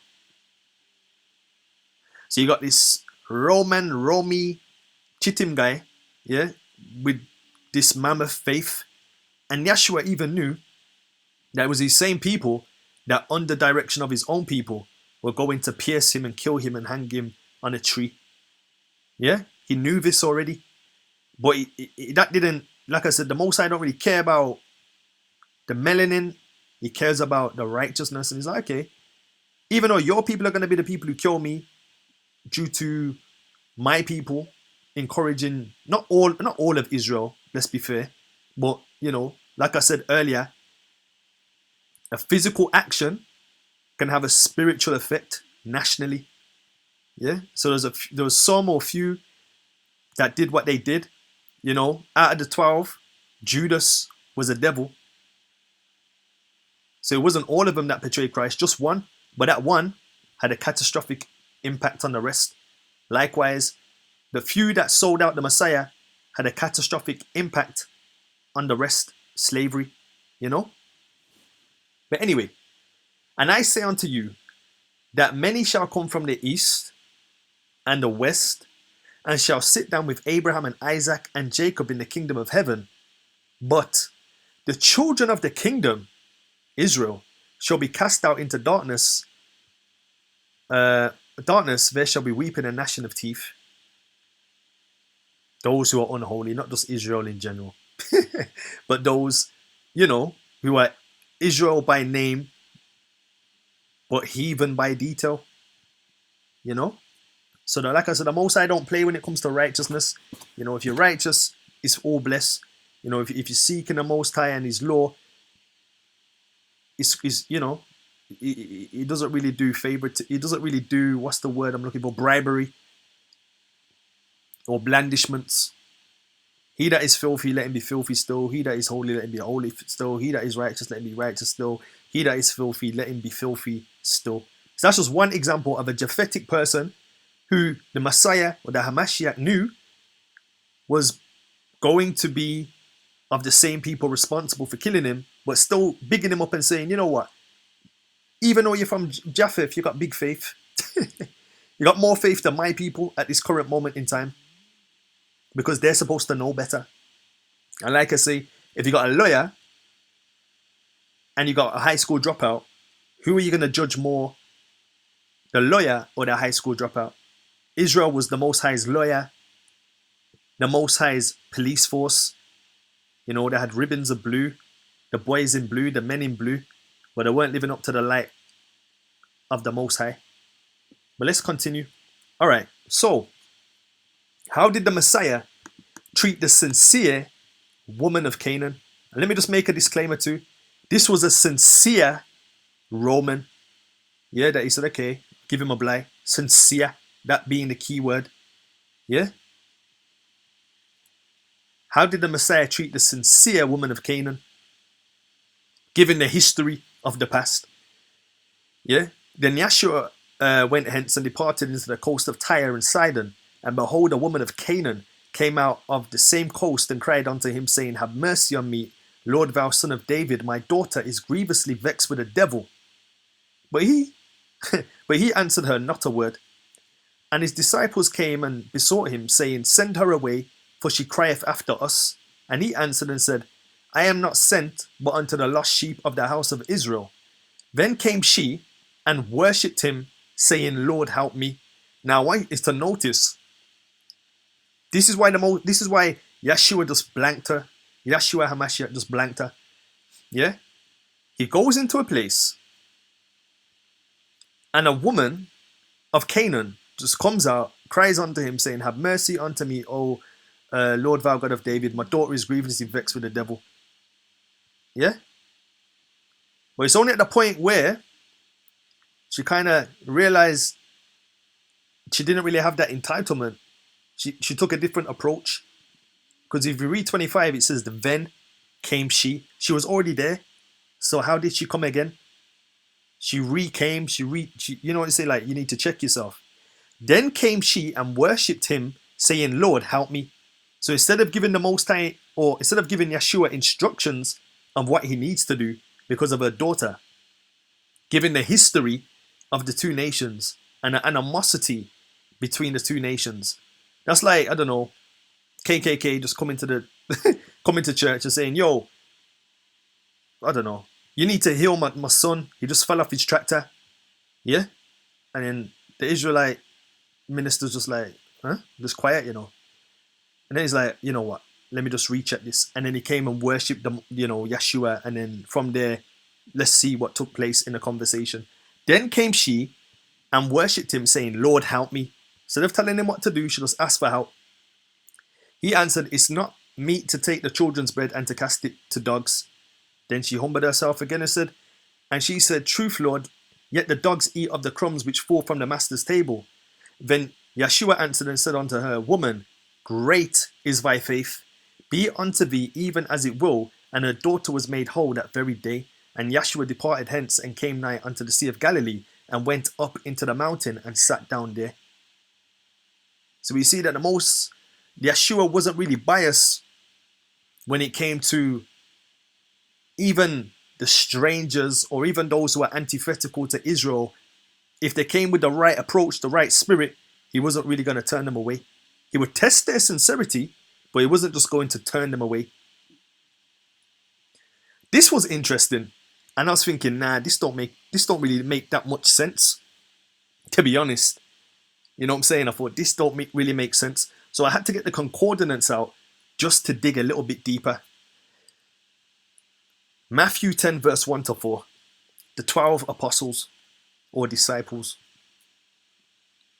And when he called unto the 12 disciples, he gave them power against unclean spirits to cast them out and to heal all manner of sickness and all manner of disease.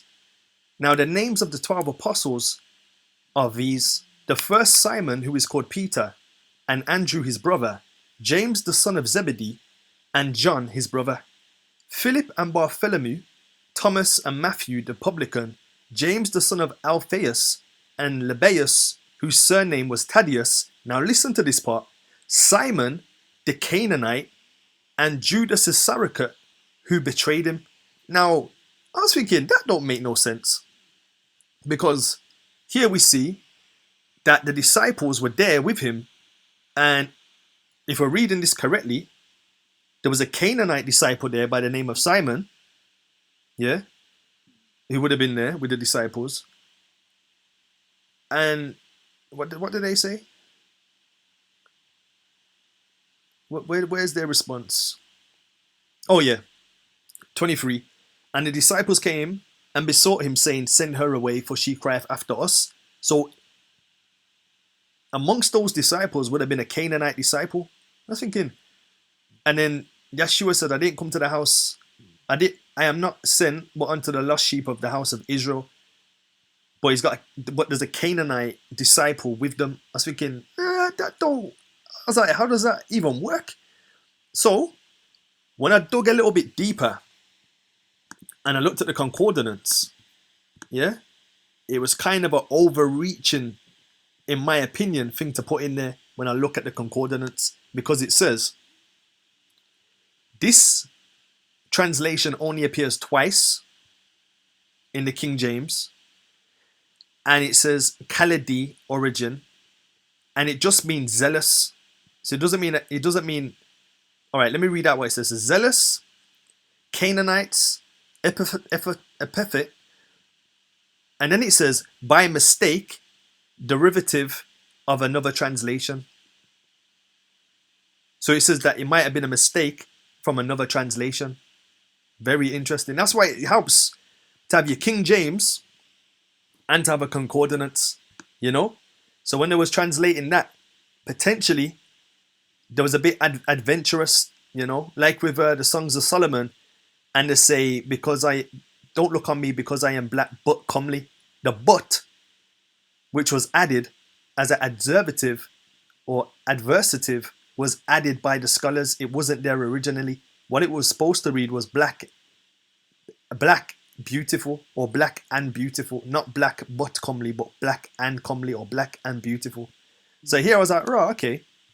So you could look at the Simon the Canaanite as being one of a characteristic or of being a Canaanite, but it wouldn't really add up with the rest of the narrative. So it actually says in the brackets, by a mistake for derivative, and then gives you another translation of the word. But it only appears twice. So it's saying that Simon the Canaanite was zealous. So it was a characteristic rather than a nationality, if that makes sense. Okay. Israel at its peak taught and welcomed strangers in the ways of Yah. Spelled welcome wrong, I think. Did I? Yeah. Anyway, so 1 Kings 10 verse 1. And when the Queen Sheba heard of the fame of Solomon concerning the name of the Lord, she came to prove him with hard questions. Notice, and when the Queen of Sheba heard of the fame of Solomon, was it the fame of Solomon? Let's find out. Concerning the name of the... There we go. So it wasn't his fame per se of himself, but his fame and his reputation that he had for the word or for the name of the Most High. She came to prove him with hard questions. Genesis 10 verse 7. So Sheba, the Queen of Sheba, she is a daughter of the sons of Cush. Again, Cush is where, what's his name came from? What's his name now? Slipped out my mind. Nimrod, you know? Who was one of the architects behind Babel. Or the Tower of Babel. 1 Kings verse 10 and 10.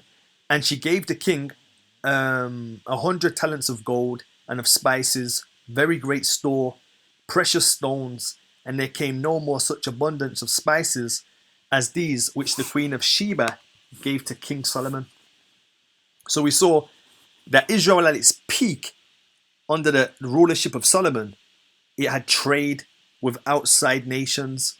It was very welcoming of outside nations. When we read the book of Maccabees, we saw that Israel was writing decrees with the Romans and with the Spartans just for peace, not for them to be a god unto them or to make an oath unto them or to form an alliance with them, but just for peace, you know, like just being peaceable. Like many of us are very opening as a people. Like I say, sometimes to our own detriment. We're so open and so embracing that sometimes it can be hazardous to the health. But nevertheless, our people were always opening. 1 Kings 10:13, and King Solomon gave unto the Queen of Sheba all her desire, whatsoever she asked, beside that which Solomon gave her of his royal bounty. So she turned and went to her own country, she and her servants. So you see, very affable, very approachable. You know, this is at the peak of Israelite society under the kingship of Solomon, who managed to have everyone united under one umbrella. And I believe it even said that during Solomon, Israel had peace. We know after Solomon, it got a bit sticky. But, you know, during Solomon's campaign, it was very nice, very, very peaceful. Okay. Israel of old and Israel of new welcome sincere strangers. 2 Kings 19 verse 9. And when he heard say to Taharka, king of Ethiopia, behold, he is come out to fight against thee, he sent messengers again unto Hezekiah, saying, and he heard say concerning Taharka, king of Ethiopia, he is come forth to make war with thee. And he heard it, he sent messengers to Hezekiah, saying, so I didn't put all the story in, which I probably should have to give you the context, but when you read that in your own time, Taharka was there to kind of warn Hezekiah not to go against, I believe it was Egypt at that time, because it wasn't going to work out well for him. But he disregarded the advice and incidentally was killed in battle. So we saw there how Taharka was trying to, you know, like with the Midianite father-in-law of Moses, tried to give Israel some good advice. Also, if you read Acts chapter 2 verse 27, and he rose, talking about Philip, and he rose and went, and behold, a man of Ethiopia, a eunuch of great authority under Candace, the queen of the Ethiopians, and he had charge of all her treasure, and had come to Jerusalem for to worship. So these people, old and new, Ethiopians, were coming to the land of Israel. Even these Cushites were coming to the land of Israel to hear the wonderful works of the Most High. Not to, you know, stroke Israelite egos, but for the Israelites to teach them the wonderful words of the Most High. Nothing more, nothing less. And also the Israelites at that time were very appreciative, respectable, approachable, affable, you know, and teachable to these people. You know, Philip had to break down to the Ethiopian the prophecies in Isaiah. And then when he broke it down to him, this son of Ham asked if he could be baptized, and he was baptized. Okay. That being said, there is an order to things. For I am not ashamed of the gospel of Hamashiach, for it is the power of Yahuwah unto salvation to everyone that believeth, to the Jew first, or the Hebrew first, or the Israelite first, and also to the Greek. We just realized that the Greek is the Gentiles. Tribulation and anguish upon every soul that doeth evil, of the Jew first, and also of the Gentile. But glory, honor, and peace to every man that worketh good, to the Jew first, and also to the Gentile. So, if we do good as a nation or as a people, it will be rewarded. If we do bad, it will be rewarded. But like I said, with the illustration of the lawyer and with the illustration of the high school dropout, Israel in the Most High's eyes is seen as the firstborn, seen as the cream of the crop. Yeah? It's seen as his wife, his bride. However, oftentimes, with being his firstborn son, the Bible says, if you are without chastisement, you are bastards. Yeah, the bastards in the Bible. So there is a hierarchy to things. Like, I would put a lot more expectation on my firstborn than my secondborn, because I expect my firstborn to know my ways more thoroughly, because he's known me longer than my secondborn, if that makes sense. So this is the way the Most High has his authority. Is everything's done decently and in order, you know. Now, John 19 verse 4. Pilate therefore went forth again and saith, I find no fault in him. So this is a Gentile talking about Yeshua and saying, I find no fault in him. No fault. I didn't see any crazy Facebook post. I didn't see any crazy swearing on a YouTube channel. I didn't see any fornicating with male and beast or female and beast. I didn't see any of that. I didn't see him. I saw him get a bit fiery in the temple and have to chase out some money chain. You know, some people that were gambling and doing crazy stuff in the temple. I saw him do some straight rebukes, zero tolerance rebukes. You know, some rightful judgments in the temple. But I can't say I ever saw this guy, you know, he didn't look effeminate. You know, he carried the cross a long way. He didn't give off any emasculating, effeminate presence around me. You know, none of that at all. Check this. The centurion saw what was done. He glorified Yah, saying, certainly this was a righteous man. So this isn't Israel saying this. This is the Gentile them who were amalgamated with the Edomites, saying of the character of Yeshua that he was a righteous man. When he was on the cross, he didn't swear and say, you know what, bun all of you lot, you know, blows and skirt, this, that, the other, cussing them off. He just said, Father, forgive them for the know not what they do. And he shouted it. You know, in some of these Hollywood films and that, he's out of breath and the guy shouted, Father, forgive them for they know not what they do. 1 Peter 2 verse 12, it says, having your conversation honest among the Gentiles, that whereas they speak against you as an evildoer, they may, by your good works, which they shall behold, glorify Yah in the day of visitation. So I'm saying, what's our excuses of not living the same? What's our excuse for not doing and living the same way as we've seen our forefathers and our foreparents? I hope you found this interesting, and as always, provoking thought.